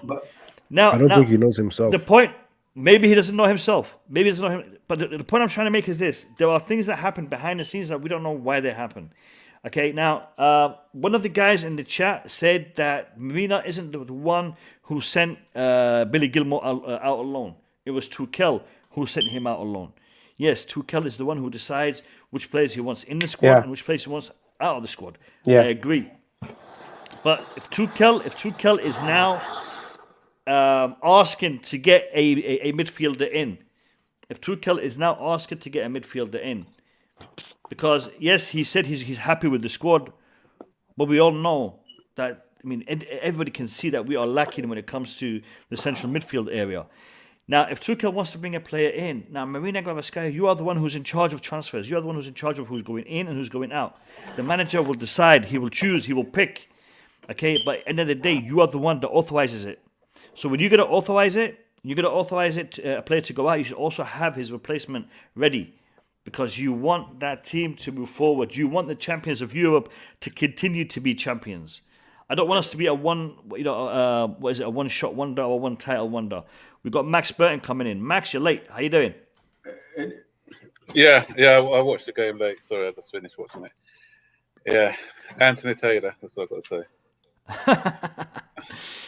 say. Whenever he referees our matches, I worry. I worry about him because, okay, I don't even mind him giving the penalty, but how is that a deliberate handball? That's not a deliberate handball. It's balance. He's controlled it with his knee, and it's his balance. If you're playing football, you should understand that, and it's not a deliberate handball. Sorry for me. But you know what? This team, we went to Anfield and with 10 men, and I still thought we were the better team, to be honest. I'm not worried about us this season at all. I just think last season or the season before, when we go when a man down, we panic. We'll go beat. Sorry? Yeah, exactly. We panic. Yeah, if that last season we'll go beat, yeah. Yeah, we panic and everything. This thing, we are okay. Liverpool were always going to have their moments. They're playing in front of the Kop, so they're always going to have. But how many? Mendy made a couple of good saves, but apart from that, we kept them at arm's length. So great substitutions by our manager, and we had our moments as well. We had our moments where we got them on the breakaway. Kovačić could arguably have done better with that chance that he had. But the only thing I'm worried about is in the first half, again, we had a couple of chances to kill the game off, either poor decision making or finishing. Because that one where Havertz was through, where he could have played in Mason Mount earlier, or he could have squared it to Lukaku. Lukaku had a one-on-one with the goalkeeper. Yeah. Or the other one where Mason Mount was through, he could have done better with his finish and would have been 2-0 up. So if we can get more clinical in those areas, then yeah. But what I saw today, I'm not worried about anyone this season. I was quite impressed with the way we played.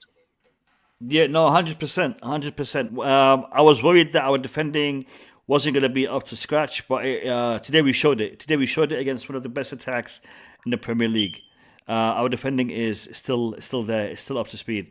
Listen, people, we have had over 100 people in the chat throughout the stream, and we've just literally gone over 100 likes. So thank you to all the people who have liked the stream. I also have 6 dislikes, which is the same number of dislikes I had on my stream last night, which is good. It means that the same people are still watching. So big up to the guys who disliked my stream. Thank you for coming on tonight. I hope to see you again tomorrow when I stream again. It's good that I get dislikes because it means that people are interacting. So like, dislike, comment, do what you want to do. As long as you're interacting with my stream, thank you. Even if it's a dislike. Thank you to everyone who has been here on my stream. Fantastic stream. And listen, I'm seeing some new names in the chat. Guys, if you're enjoying the stream, do us a favor and hit the like button and the subscription button. And if you do subscribe, make sure you tell the bell notification button on. Turn that bell notification button on because it will allow you to know when I am streaming. And I stream quite regularly, nearly every night. Yeah, so great, a bunch of people in the chat. Great discussion in the chat. I've also made some new moderators. Sam, Brian, Angel, you're all new moderators in the chat. So big up to you. Julius, you've been there, but you haven't said a word for a while. I'm nervous. Should I get you into the discussion? Should I leave you out? I don't know. Julius, what's up, man? Good.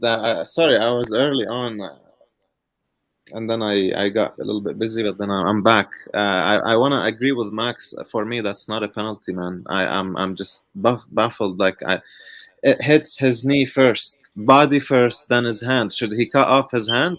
He didn't do it purposely. And let's say it's a penalty. That's not a red card because the intentions was not there. You know, that ruined the whole thing. Liverpool know, and their fans know, they would have lost that game. They would have lost that game at least 2-0. They were never scoring a goal, man. It had to happen through a crap penalty like that. They were never gonna come anywhere near scoring. They were shooting outside the box the second half, even against 10 men. They couldn't do anything. They lost a point. We won a point. That's how I look at it. Yeah. And that was an unbelievable defensive performance. We are the European champions because of that. It's so clear how dominant we are, man. How assertive we are as well, even when we're 10 men. Yeah. So it's looking good. That's looking good. Let's hope for the best. We need to improve in decision making, though. Yeah, that's why I'm so confident as well, because we went to Anfield with a crowd behind them, and they didn't really get a lot of clear-cut chances at Anfield. They've got what some people say the best 3 in the world, but we made those guys look ordinary today. 100%. Alonso today. I didn't want him to start. To be fair, it's just because Mo Salah. Alonso was good. Alonso was good. Kasim, you've been at Alonso since the beginning. All right? No. I know. Chilwell should have started. I agree. But Alonso did all right. He did all right. I thought he was good. I thought Alonso was very good today. No. He wasn't very good. He did all right. He wasn't very good. A couple of chances, a couple of occasions, Mo Salah got the best of him. But in the first half, yeah. But I thought in the second half he tightened up a bit. And I thought second half was a defensive performance, man. Going forward, I thought he was decent. Sorry. Yeah. When we were playing 5 in the back, Mo, when we had Conte, when he introduced this 5 in wing backs, he's the best in the world, wing back. But defensive side of it, he's not great. We know that. We know he's not good in the certain games. Okay, if you're playing Brighton or teams like that. Kasim, I want to interrupt you for a second. Yeah, go ahead. We can talk generally, or we can talk specifically. Okay. Generally, Alonso is slow. Alonso defensively lacking. Generally. That's why I wanted to play today. We're talking about this game. This game. That's what I'm saying. Was he?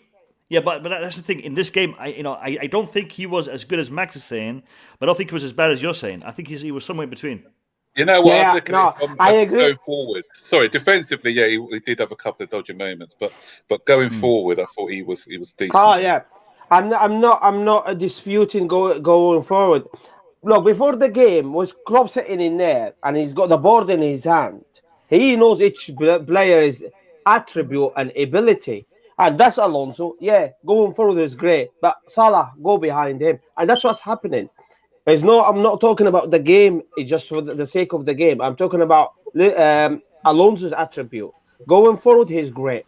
When you put him against a player like Mo Salah, he's a trouble, mate. Today, I tell you, who saved Alonso today is Rudiger, because Rudiger had the base to stop Salah. That's what happened today. That's the job of Rudiger. We played 3 centre. I understand. I don't understand why Alonso is supposed to move forward, like with the ball. We don't want 5, 6 defenders. We don't want Alonso on the same line all the time with our 3 centre back. We want Alonso to go forward. So that's his game. That's why he's called a wing back. So listen, I understand he's not good at defending. Sometimes he cannot dribble, but he cannot dribble. So does Lukaku. Lukaku cannot dribble. I'm just saying, guys. Just as that game. If we're playing Liverpool, if we're playing City, or if we're playing teams like that, I think Alonso is not for me. That's my opinion. Yeah, but Tuchel disagree with you. Tuchel put him in. I thought Tuchel was naive today. Yeah. Really? Yeah, I do. I thought he cost us the game today. Today. Why do you say that? Let's start with the lineup. I thought the lineup wasn't great. Why? Because No. I disagree. You talk. I'll let you talk first. Talk first, and then I'll come back. You know, you're coming to Anfield and they got the fan backs in the stadium, and we're gonna play very much counter-attack football. Then it should be starting over Havertz. That's my opinion. Oh my God! And I thought, yes, 100%. And they were first half. They started very, very good, and we just couldn't get out our half. And I was crying for Werner to go behind this back four. I thought Werner today was very, very, very crucial. Can I say something? Yeah, go ahead, mate. Go ahead. What are the Werner weakness? What is Werner is fast. We know that. What is his weakness? I'm a big Werner defender. I'm pretty sure everybody here knows that. So what are Werner's weakness? You tell me. Werner cannot control the ball. He cannot control the ball. Instead, when he received the ball, he spent 2, 3, 5 seconds to control that ball. Okay. That's why he's not fast. Yeah, but Bogey, man, you missing the point. Let me finish that quick. Okay. So you want to have Werner and Lukaku playing up front against Liverpool, where the team that build everything from the back. Werner losing the ball to Liverpool backline. Lukaku losing ball to Liverpool backline. How do we handle that? All right, it's not even possible. And second, I will say something. If you put Werner there, who are you leaving on the bench? Mount or Werner or Kai? No, you finish. I let you finish, and after that, I'm gonna come back to you. I let you finish. For me, that we discussed this yesterday. For me, I would like Werner to play against Liverpool. That's for sure. But because we have Kai and Mount work rate in that midfield or behind our attacking line is really important for this game. Kai Havertz, because he can control the ball and manage to find small spots. All those push is opening for Lukaku to run into it. All those channels. Mount is really good at running around Lukaku. It's difficult to take the ball off Havertz without fouling Havertz, which is not the case of Werner. Yeah. Werner will always keep losing the ball. So I would like Werner to start that game, but Werner has no business on this game. No, I disagree. I absolutely 100% hear me out. I disagree with you. Right. I'm happy that people agree with me. Werner is absolutely underrated. It really is. Werner with Tuchel's system is just fantastic. We won the Champions League pretty much because Werner. See what he did with Real Madrid, and we were coming behind Man City defense in the Champions League final. For the type of games like Liverpool, you need Werner to stretch them, and that's what Lukaku will score. If Werner playing today on the left-hand side, Lukaku will score because Werner will stretch them, and it was a space. It was a lot of space. It was clearly today. It was a lot of space behind Liverpool defense. If we were playing, Kaya Havertz. Let me finish. Kaya Havertz is not fast. It's not the fastest. The game today was absolutely crying for Timo Werner, and I think that's why the manager was naive today. Right. Okay. This is nonsense. Let me speak now. Yeah, because I actually put Werner in my team yesterday when I was looking at the starting line. But having looked at it, you can't be blaming Tuchel for today's, because what he had Havertz and Mount were playing tight to each other, and they were creating these little triangles and things. Tactically, you've got Mount and Havertz are better tactically than what we have with Werner. Because Werner, he's a speed merchant and everything else. So is he going to be... But with 11 versus 11, we were the better team. Yeah? Quite arguably, we could have gone 2-0 up. As I said, with better decision-making, we should have been 2-0 up in that half. By who? Yeah? Decision-making I told you already. We had the situation where Mount dragged it across when he should have at least hit the target. We had a situation where Havertz had the ball. I mentioned this earlier, where he could have played Mount in, but he didn't play him in earlier. Then Lukaku was it. If he had played the ball first time, then Lukaku's got a one-on-one with the goalkeeper. Instead, he took it the other way and chose to shoot. So that's what I'm saying. There were two chances where arguably we could have been 2-0 up. Three. You forgot one. What's the one I forgot? Actually, yeah, there's three. There is one. Yep. Lukaku gave the wrong pass. There is one Mount gave the wrong pass, and there is one Havertz gave the wrong pass. Yes, yeah, I forgot the Lukaku one as well. Yeah. When I watched the game first half in particular, I thought Havertz wasn't great. He scored that goal. I agree. He wasn't great at all, Havertz, today. I thought Werner, I'm looking to the mechanism of the game. It was a lot of space behind Liverpool. That game was dying for Timo Werner. It just stretched him up. That's my opinion, guys. And if Werner today start in the left-hand side, Lukaku scored the goal today. If you look at it, the entire game, goes Mount, Havertz, and Lukaku, they hadn't got that base. So it just fronted the Van Dijk and Matip, and it was easy work. It was just easy work for Liverpool defense. They needed someone like Werner to stretch him. What he did to Man City in the final, that's what we need. They have three clear chances. It was that easy because they have three clear chances. Yeah. But listen, because what happened, the sending off changed the game, because don't blame anything on Tuchel, because what he was going to do, because he would have put in Werner, and I've no doubt if the game was 1-0, even at 1, and even with 1-0 up or even 1-1, and Liverpool were pushing for it, he would have put Werner on in the second half. Defense tired, he can stretch the defense even further with fresh legs. That's probably what his plan was, to give him a run up. Obviously, with the sending off, we had to go more defensive. Okay. And it didn't cost us the game because we drew the game 1-1, and it was a great. Absolutely, no, absolutely, I agree. But I thought we could have won the game if Werner started. We'll win the game. That's my opinion. That's my opinion. I thought he should have came in, and I said earlier on the stream, Werner could have had, I think, a couple of assists today because of the way we were playing. Stretched him. I don't agree. Wait. I'm going to cut you guys off. I just checked something. I know this is off topic, but we're here on the Blue Lounge, and this is a Blue Lounge moment. During the stream, we've had 40 new subscribers come onto the Blue Lounge. So thank you for everyone who has subscribed on the stream. 40 new subscribers is a good chunk of subscribers. Big up to all of the new subscribers.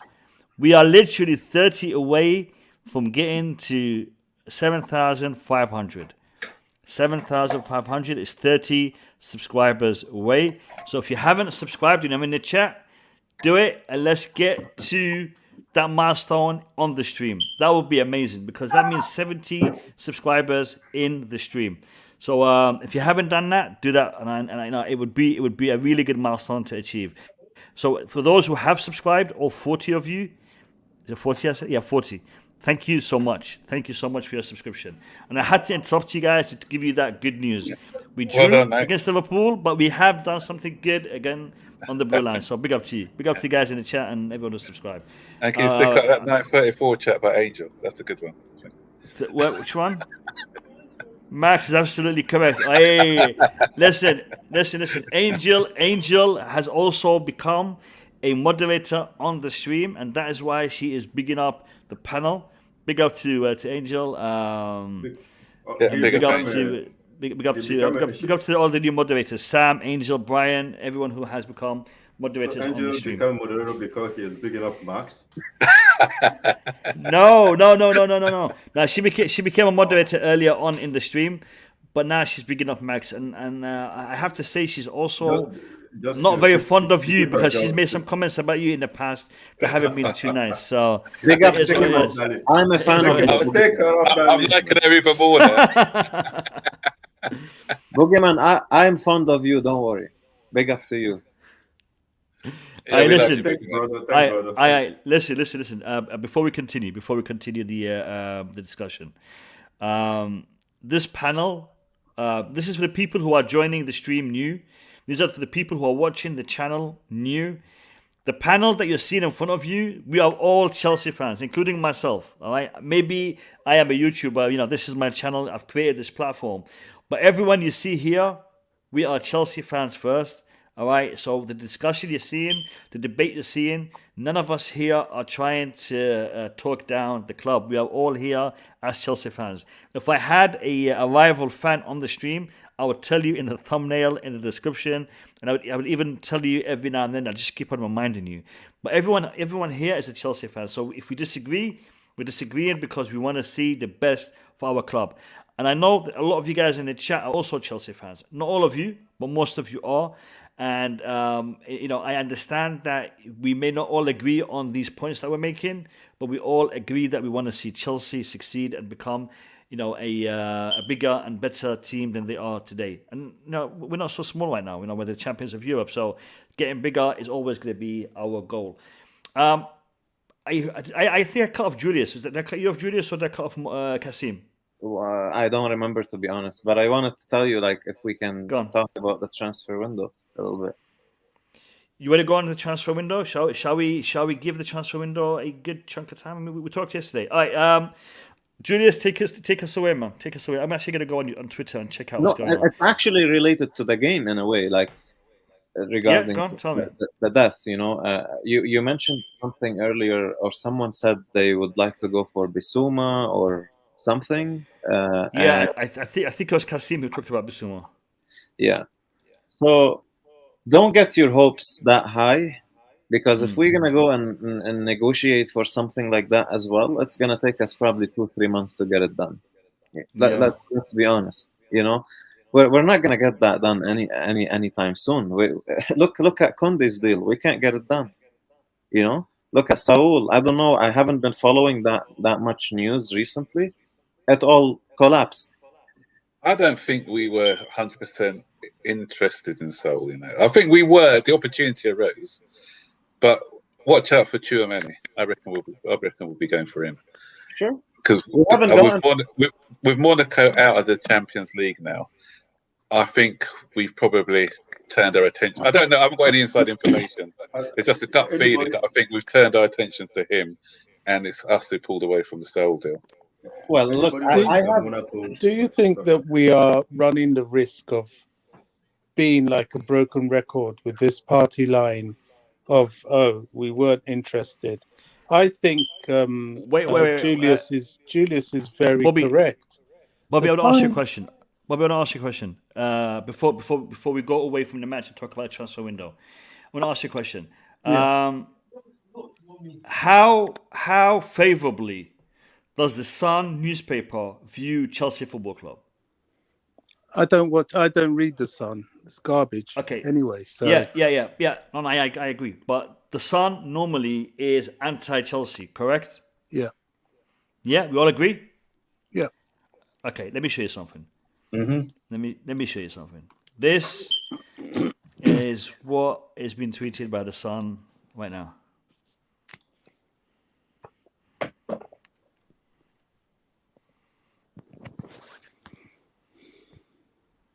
All right. So even the sun, the blind sun, is seeing that. But Mo, every time when I saw it was Anthony Taylor, we were going to go, I was happy. I said we're not going to get a win today. I actually predicted 1-1 because Anthony Taylor. When would the FA wake up or the Premier League wake up and know that he's got an agenda against Chelsea? Because it's happening too many times to be a coincidence now. We've had 2 FA Cup finals against Arsenal. He was the one.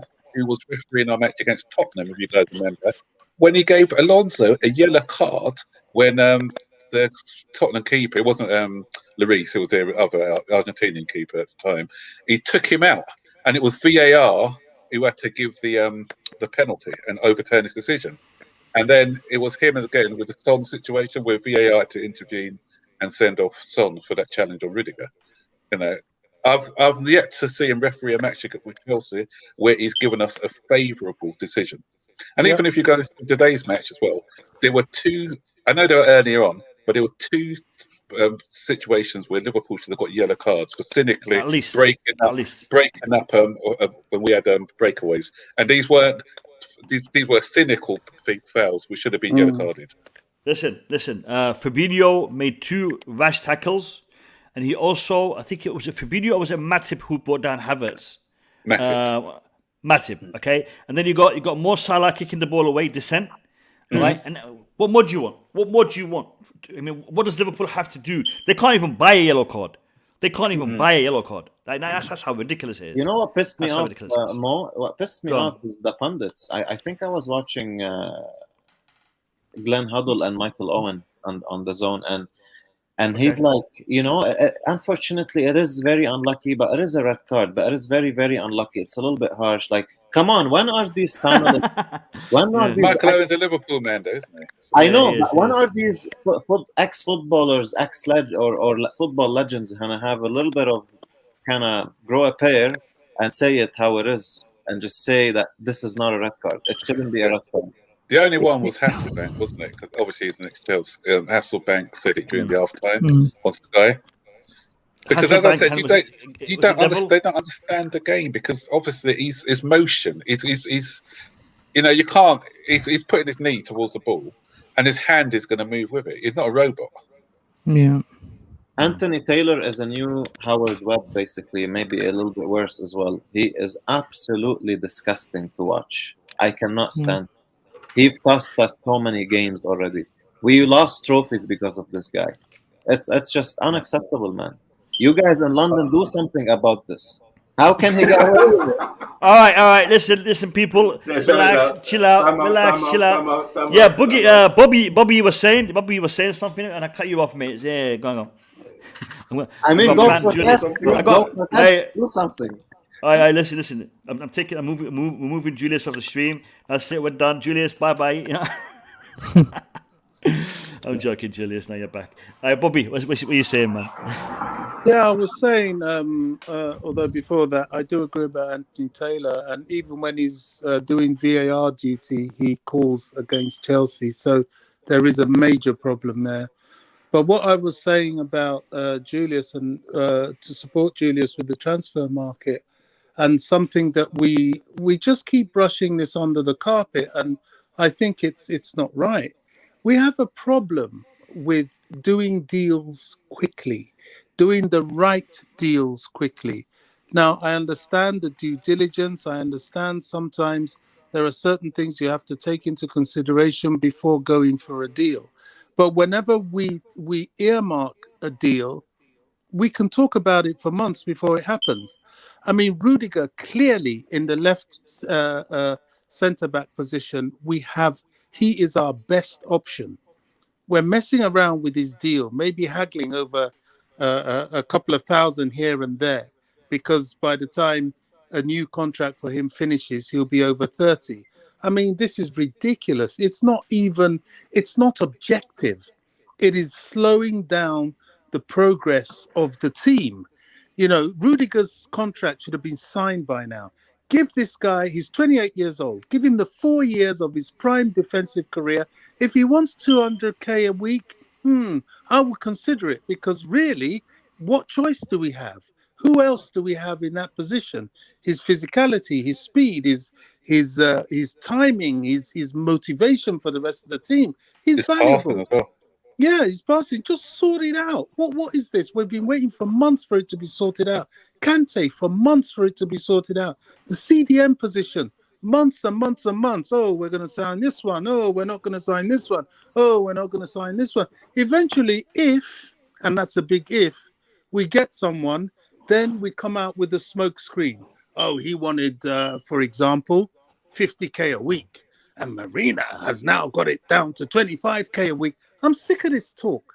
I really am fed up with it. Just get the deal done. I don't even want to hear her name anymore, because I don't think it's relevant. What we want is to sort out the gaps in the team. Right now, the big gap is the midfield. That needs to be sorted before what, the 31st? When is that? What, 2 days away? Tuesday. Well, clearly it's not going to happen. And somebody mentioned Basima, whatever his name is. I did. That's not going to happen. Marina needs 6 months to do anything if that's going to happen at all. So we may as well forget that. We don't know what's been worked on behind the scenes, so we don't know. Today showed how badly we do need Declan Rice, and I can understand us waiting to get this guy. But, the sad thing is by the time we get him, it's just another year down the line, another year of him being what? I don't know. Maybe, let's pray he's injury free. We're too But will you pay hesitant. 100 million for him there? No, I mean, not now. I mean, it's not worth it.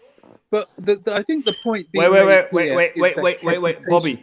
Bobby. We wouldn't pay 100 million for Declan Rice, but we'd pay 80 million euros for Koundé. Well, I disagree with that as well. I don't really understand the deal. I don't know. We're not going to pay 80 million for it. I've made it clear how I feel about Zuma, and everybody says that Zuma's. But Bobby, how much we got for Zuma, by the way? Sorry, so quickly. We got 29.8 million for him. 29.8 euros or pounds? 29.8 million pounds. Pounds. All right, that's good money. Okay, well, I'll have that. That's not good bad. business. So where That's just coming from Matt Law. Okay, so where is he? Spot on. If that's the case, where is he? How He's come signed. we're still? What he's signing? No. He's signed. He's gone. You've paid. He's gone to West Ham. It's gone. It's gone. 29.8 million for him. Oh yeah. Announcement made. Zuma announcement made. Yeah, no. The thing is this. What kind of confuses the hell out of me is this. All right, the same people will say Declan Rice is not worth 100 million. I'm one of those people. Yeah. But then they will turn around and say Koundé is worth 80 million euros. And I'm not one of those people. I didn't say that. I didn't say that. I don't think it's worth that. Yeah. No, but I'm seeing that. I'm seeing that. It's crazy. Kasim said, I didn't say that. Was it me? I think he's outstanding player, but I think it's worth about 45, maximum 50 million. That's more. No, in the 80s, and that's nonsense. That 90 million, no. And I think Declan Rice is around 50 because he's English and English stats. 50 to 60. That's max. Yeah, we should. I mentioned Tchouaméni before. I said this before. He's a good player, very good player. I'm looking at a tweet from Simon Phillips, and even more so that will because take another 2 years to sort out. But you know what? Kante got injured again, didn't he? So we need to go out and buy this boy. I think Max. I think he's available for 25. I think Tchouaméni is available because he didn't qualify. He's available for 25. It's up to Chelsea to go get him now. I think we need to go and get him. Yeah, because I was joking. With the Kante injury, I was saying it's a pity that he had to go off injured because had he not been off injured, he would still been 11 versus 11 in the second half. I've spoken about this hesitation. I've been attacked on Twitter. I've been attacked on this platform. I've been attacked on other platforms. A lot of the time, I just read it and I ignore it. It's water off a duck's back because it's nonsense to me. But the fact still remains, that is our problem. And as a fan base, I'm not saying, be a lynch mob and start looking for specific members of the board to lynch them. Of course not. But if they're not doing the right things, I will not be afraid to say it. Right now, our problem in terms of purchasing players is the excessive hesitation, especially when we've earmarked the right player. Even Lukaku. Okay, we were supposed to have been after him for goodness knows how long. How come it took so long? Did it need to really have taken that long? Once we had made up our mind that we didn't want Haaland, if any of all the talk around it is true. I just think our performance is a bit average, to be honest. And we were lucky last season. This season, we're kind of getting exposed. By next season, when there's competition for players, I think we'll be treading water. Honestly, Ha- we won't be getting targets. We'll just be Marina- having... Yeah, but going back to the Haaland one, did you see his wage demands? No, I mean, that was ridiculous. Mina Raiola, I don't know what, that man... in fact, I better just keep my mouth shut and move on. You know what? I applaud us for walking away if those reported wage demands were true. Absolutely. That's not going to be sustainable. We couldn't. Absolutely, Max. That was 100% right. But, Why it took us 6 months to walk out, though? Exactly. And then we're going to another player and faffing about over... I don't know. I just think it's all a bit too weak. It's too weak. I'll tell you what it is, Bobby. I'll tell you what it is. What it is Marina won us the Champions League because of her masterclass in transfers. And those fans who would defend her and defend everything about her would have signed Eric Bailly and would have signed Alex Telles and would have signed Nicolas Pepe and said they were world class. Those are the same fans going after Tchouameni and going after I don't know who. Those are this was going to be the lineup. Chelsea's lineup, if those fans were actual scouters, Pepe and Bailly and Lukaku up front and Alex Telles instead of Ben Chilwell, and it is what it is. Let them do what they want. Let us go get too many that I don't even know how good he is. I've never watched him, to be honest. This is I think he's very good. It's just he's decent. He's just too young, He's a only young. Bakayoko 2.0. That's what I think. We'll see. No. That is good. It's different gravy. That is different gravy. It's very I'd good. rather go for Listen, Cech Fabregas. It's not big accounts who are saying about him and people going on the bandwagon. Cech Fabregas has recommended this guy as well. Cech Fabregas plays with this guy week in, week out. You don't know whether someone's going to be the real deal until they come and play in the art of things. So I'm not going to say he's going to come in and be a world beater because I just don't know how he will settle into the Premier League. I always have caution when players come in. But for every Bakayoko, you're going to have a Fabinho. Fabinho came from the same club and he's done well. So you can't really just say because one player didn't succeed, and everyone from that club is going to be a failure. No, I agree with you 100%, Max. But now with the circumstances, two of them get injured, which is Jorginho and Kante. I think, in my personal opinion, Chelsea gonna react to that. I think as what's coming now is international. They have to. We have to. Yeah, we have to. Because how bad is Jorginho's injury?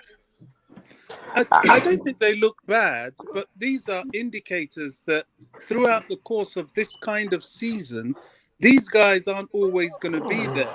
And sometimes, just like in some of the games we overplayed Jorginho, they're going to come in and their performance won't be at par. We need reinforcements. We need. And he hasn't had a break, has he? He hasn't had a break at all. No, Jorginho, no. I think Conte could be out for a while. A good 6 weeks, I think, Conte. He's getting injury. He's getting a lot of injuries now. Absolutely. That's what I was trying to say. He's getting a lot of injuries. Because the way he plays, all action, he was brilliant before he came off. I thought he was The fact that I would be for once agree with Bobby when it comes to the fact that we have to go get a midfielder, which just yesterday I disagree with it, but. The thing is, I noticed something today. The game has changed. The fact that they're letting people running at like physically just walk someone from the floor and not calling it. All those fouls on Jorginho, I've never seen those before. And the referee was not even calling them. So it worries me. That worries me a lot. So we actually need a backup for midfielder because they're getting destroyed. Like physically, it's not even, Jorginho is not the type of player that go to tackle 50-50. He just passed the ball around. But today, he was just all over, kick him all over. That's something needs to be done. They've kind of gone too far the other way, haven't they? Yeah. I mean, right now, as we're talking, sorry, Matt. So I'm just saying, right now, as we're talking, I've been watching West Ham Palace. And I tell you what, some of the meaty tackles in midfield I'm seeing here now, I'm thinking our Chelsea boys won't really be able to stand this. We've got to get somebody good on the ball and physical. And that Bosima from Brighton, how I wish somebody in the club just wakes up and sees this. I know it's all down to Tuchel. And I know he likes his ball players in midfield, and I know he likes a certain quality. That's why he kind of exposed Chalobah a little bit today, although he came to shore things up. But, Chalobah is really no midfielder, and I think we could see that. But, this Basima guy is not a bad buy. I mean, I get very frustrated about this. I really do. I don't know anything about this Saul Niguez. Saul Niguez, yeah. Yeah, I don't know if he can survive the Premier League playing at this sort of physicality. You know what? Sal can look after himself. Don't we have the solution internally? It's just a question I keep asking. Listen, Boogeyman. Hold on. Are you talking about Impadu? Are you talking about one of the defenders going up? Is that what you're talking about? Loftus Cheek. If you say Loftus, he's more for. I'd put him at 8 than a 6. No, he's not going to be a 6. No. Loftus Cheek is not the answer. He's injury prone as well. He's injury prone. Mason Mount can do a job. There's players that can do a job, but it's not the answer. The answer is to get a player for that position who plays in that position. Listen, people. Listen. People, we were streaming for 3 hours plus yesterday. We've already gone 2 hours plus today. All right, I can't be doing this every night. So we got to calm down a little bit on these long streams. I mean, my previews and my reviews were supposed to be an hour. We did 3 hours yesterday. That's 5 hours just for this game, lads. We have a game against who we're playing. We're playing. We've got an international break next, haven't we? Yeah. International break, yeah. Aston Villa. I think Aston Villa. Aston Villa on the 11th, and then we got Zenith. That midweek. So we got Aston Villa on the weekend, and then Zenith in the midweek. From now until then, we have no fixtures.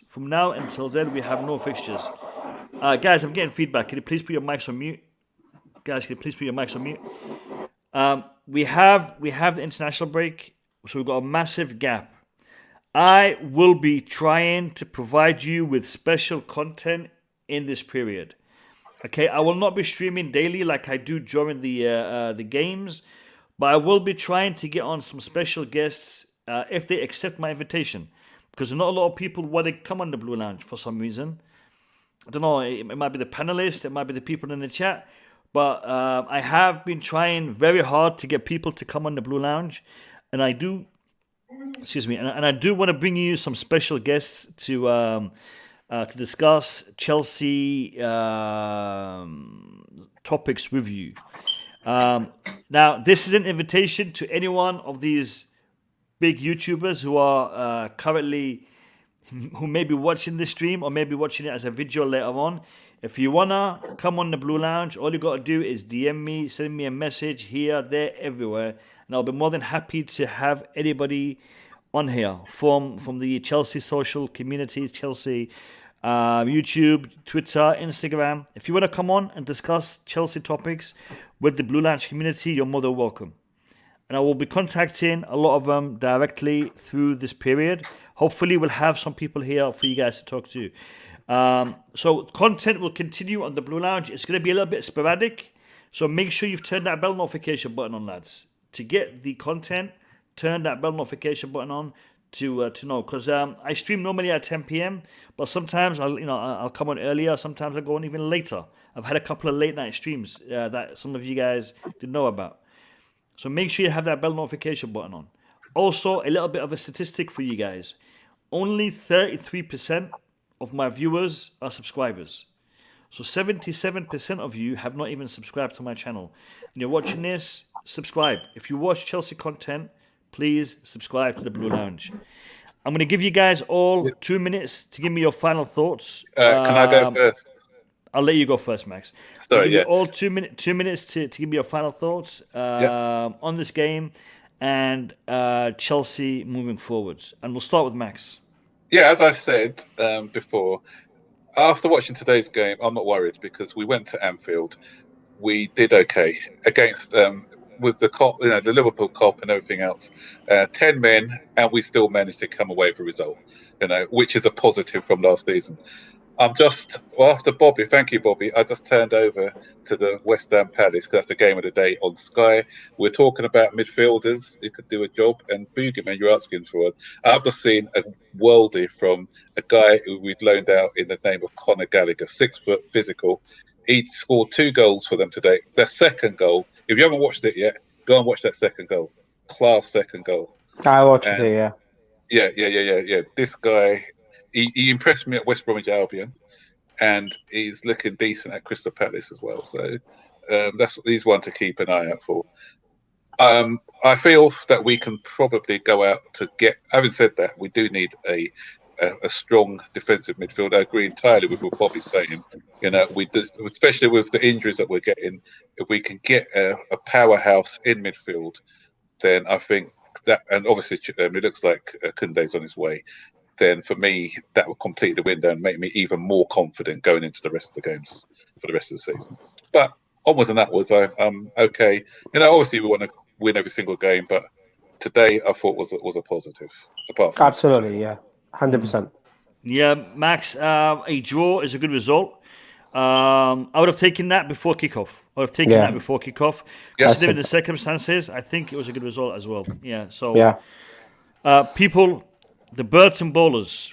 The Burton Bowlers is a channel you need to be subscribed to and you need to be checking out as well. So please go check out the Burton Bowlers. Subscribe to Max's channel. He has content on there, daily content pretty much. So go support the Burton Bowlers. I would really appreciate that. Max, thank you for being on the stream, man. I'll see you on my next one. Take care, brother. Cheers, Max. Appreciate it. Cheers. Take care. Thank you. Bye bye, Max. Yeah. Kasim, give me your final thoughts and your prediction for Chelsea moving forward. Yeah, I agree with everything Max said. And when we streamed last night, I'm quite happy with the result. I take 1-1. As I said to you, it's like third game of the season. Both they want to lose, and it worked perfect for us. But all in all, when you look at it, Liverpool dropped 2 points today because second half we showed we're actually the champion of Europe. Comeback strong, hard to beat. The only score was because of the penalty. You know the score. I think going forward, regards Gallagher today for Crystal Palace, I think he's more like 8, not 6, and I think we need to sign number 6. I think he's outstanding player. His work rate, even I tweeted it today. I think his work rate is second to none. But going forward, Chelsea need to hurry up with the signing. We need definitely number 6 midfielder, and it's very, very positive today. I'm quite happy today with the way Chelsea played, especially second half. So it's positive, mate. Thank you, Kasim. Thank you for your feedback, and hopefully I'll see you on my future streams. Thanks, my man. Take care of yourself. Peace out. See you there. Bye. Cheers. Bye, Kasim. Bobby, what's your thoughts on the game? Your final thoughts on the game and moving forwards? Yeah, just like Max, I think. Even before the game, this was a test for us and something that I think we are very much in the mix for the title this year. There are others. There's definitely Man City, because after what they did to Arsenal, you really have to take note of that. Man United, I think, will be much stronger than people are trying to give them credit for. And the arrival of Cristiano is going to help them, regardless of who their manager is. And of course, Liverpool's Liverpool, but we've shown that we can live with them and even beat them with 10 men. So it was encouraging today, despite all the frustrations of the day and the clear areas that we still need to strengthen. As far as this platform is concerned, I think anyone that declines an opportunity to come here and share with us, I wonder if you really are a football fan. This is an atmosphere where, yes, we say it as it is. We don't hold punches, but we are not offensive. We are not unwelcoming. And, I think if they're not accepting an invitation to a platform like this that is honest, yes, we're Chelsea fans, but we've had people, well, at least we've had one person, to my knowledge, here that wasn't a Chelsea fan. and we were not hostile to them at all. Two. So, yeah, two. We had a Leicester fan and an Arsenal fan. There you go. So, you know, I will question anybody that that has a reason not to accept a reason that is not legitimate not to accept an invitation. You know, Mo is very, very open-minded. He controls the stream better than most. I've seen a lot of rubbish out there, and I'm almost offended if they're not coming here, because as far as I'm concerned, apart from there are very few streams that give an open and balanced opportunity like this. Nobody comes into the panel and is attacked. And if you're attacked in the chat room, the panel will tend to, as far as I know, rally round you and tell whoever it is to kind of pipe down. So there's no reason not to come here. You're doing a good job, Mo, and keep doing it. Thank you, Bobby. Really appreciate your words, man. Really appreciate your kind words. And listen, this platform is for all of us. And, you know, it's specifically for Chelsea fans, but it's also generally for football fans. So, you know, all football fans are welcome on the Blue Lounge, regardless of the team.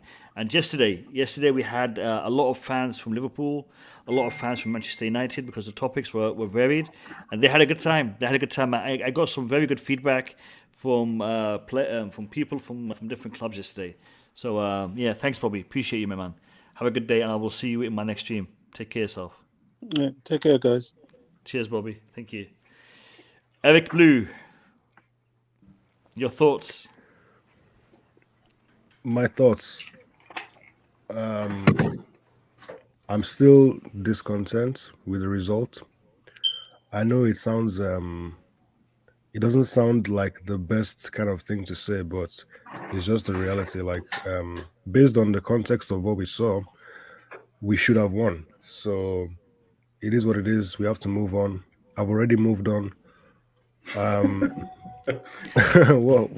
it look like it? Does it look like it? I'm just saying, does it look like it? But carry on. Your voice say otherwise, man. That's good.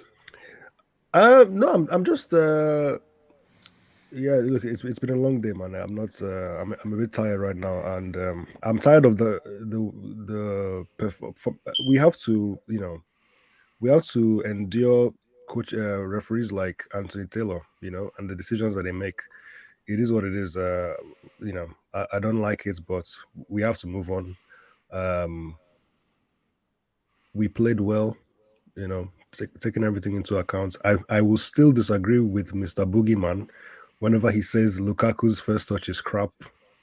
You know, once again, he barely even got the ball. That's the funny part. Like, he barely got involved, you know, in possession. So it's hard for me to just agree with what, you know, people like Boogeyman say when they're very critical. But of course, he has the rights to, because Lukaku costs a lot of money. So look, Lukaku will do more. He has a lot to show. He has to do a lot more. That's just a fact. We need a midfielder. That's still the truth. Will we get it before the window ends? The more time goes on, you feel like maybe not. You know, unfortunately, it might not happen. If we have to, I know Bobby said, what's his name? Chalobah. I know Bobby said Chalobah is not a midfielder, but we might have to consider playing him in the midfield, depending on, you know, the injuries and stuff like that. So hopefully we don't. Hopefully everything is, you know, manageable, and let's just move on. Yeah. Eric, the way it's going, Kepa might be in midfield very soon. Listen. The midfield saga will come to an end in a couple of days. When the transfer window closes, we're going to know. Either we're going to have a makeshift backup, or we're going to have a proper backup, and it will be where it will be. Eric Blue, thank you for your time. Thank you for your input, and you know, we will see what happens in the next few days. Have a great one, Eric, and I will see you in my next stream. Take care, brother. Take care. Cheers, Eric. Thank you. Julius, I'm leaving Boogeyman to the end. Julius, give me your final thoughts, my man. I think we played really well. in general. We would have 100% won this game if we didn't get a red card, even with the penalty. I wanna say I'm not too worried for the season. That game, I think, gave me a little bit of assertive vibe that we're such commanding team on the pitch. We will be tough to beat. We'll be very tough to play against, like Tuchel said. But I want to also say that Lukaku today wasn't good enough. In my opinion, he didn't play like a 90 million or 100 million player. I know he could have had a couple of chances if they passed him the ball. I know there was a couple of through balls that should have went to him. He made a couple of good runs. But overall, he was pretty much useless, to be honest with you. He didn't do much. He didn't play like a 97 million pound player. So it's still early. I don't want to I don't want to say he's not gonna do well. He's not gonna improve. It's still early. We'll see. But today is the Lukaku I expected. That's Lukaku. So if he plays every game, if he's gonna score against the Crystal Palaces, the Burnleys, yes, not bad. Good job. Don't expect too much from him in big games when it matters. So yeah, that's my thought. Thank you, Julius. I'm worried if this is what Julius is saying. What am I going to get from Boogeyman? I'm worried. Julius, listen. I think it's early doors. Early doors for Lukaku. He scored 1 goal in 2 matches with unfavorable circumstances in the second match, but I think it's early doors for us to judge him. We will have plenty of opportunities to criticize and to praise in the future. We'll just have to wait and see. Julius, always appreciate your support on my channel. Always appreciate your time. Thank you very much for coming on, man. Take care of yourself, brother. We'll see you soon. Thank you, bro. No problem. Cheers, Julius. Boogeyman. Final thoughts. Listen, I will just start by saying it was a good point.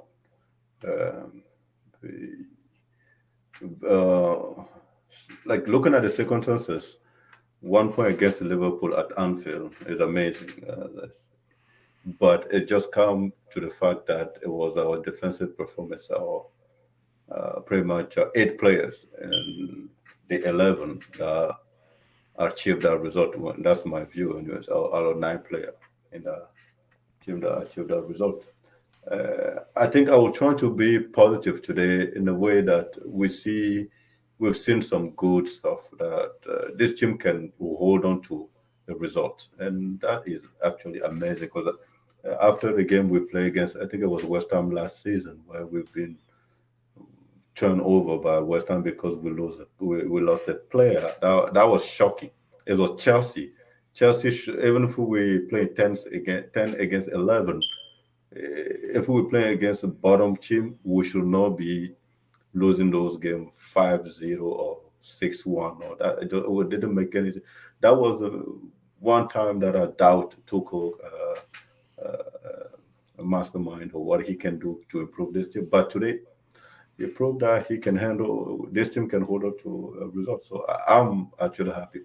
My concern at this point is Tuchel needs to sit down and think about that midfield. That we need bodies, and not only we need body, we need physical people in the middle. There's people like Loftus-Cheek. I don't know if he's good enough, but people that have those type of body type, strong and good with the ball, because Tuchel's system seems to work with people that are really good on the ball. So he needs to bring 2 or 3, or even if it is from the academy or internally, or go out and buy something. They need to do it now. It's going to look like a panic buy again, and probably if we don't end up using that person, it will turn up to be another dead wood. But we don't have that much choice today. We need a midfielder at this point, so they have to go get it. When it comes to Lukaku, I will just line up behind Julius. Julius has said everything that I would like to say about Lukaku. We know there were 2 or 3 chances where the ball should be passed to Lukaku, and probably he'll be one-on-one, and maybe score those two clear chances. Harvard and Mount should just give the ball to him.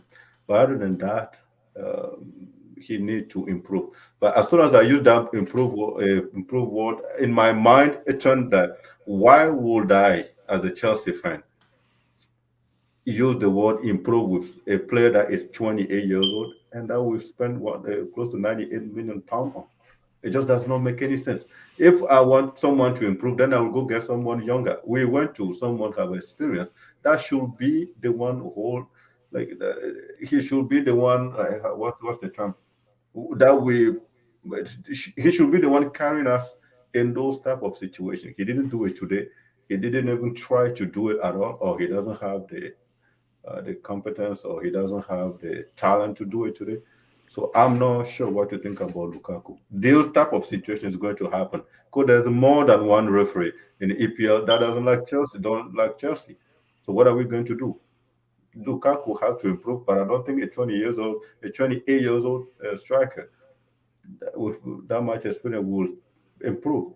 Either Chelsea adapt to his way of playing, or he has to sit on the bench again. But I'm not sure. I'm not saying anything. I just don't know.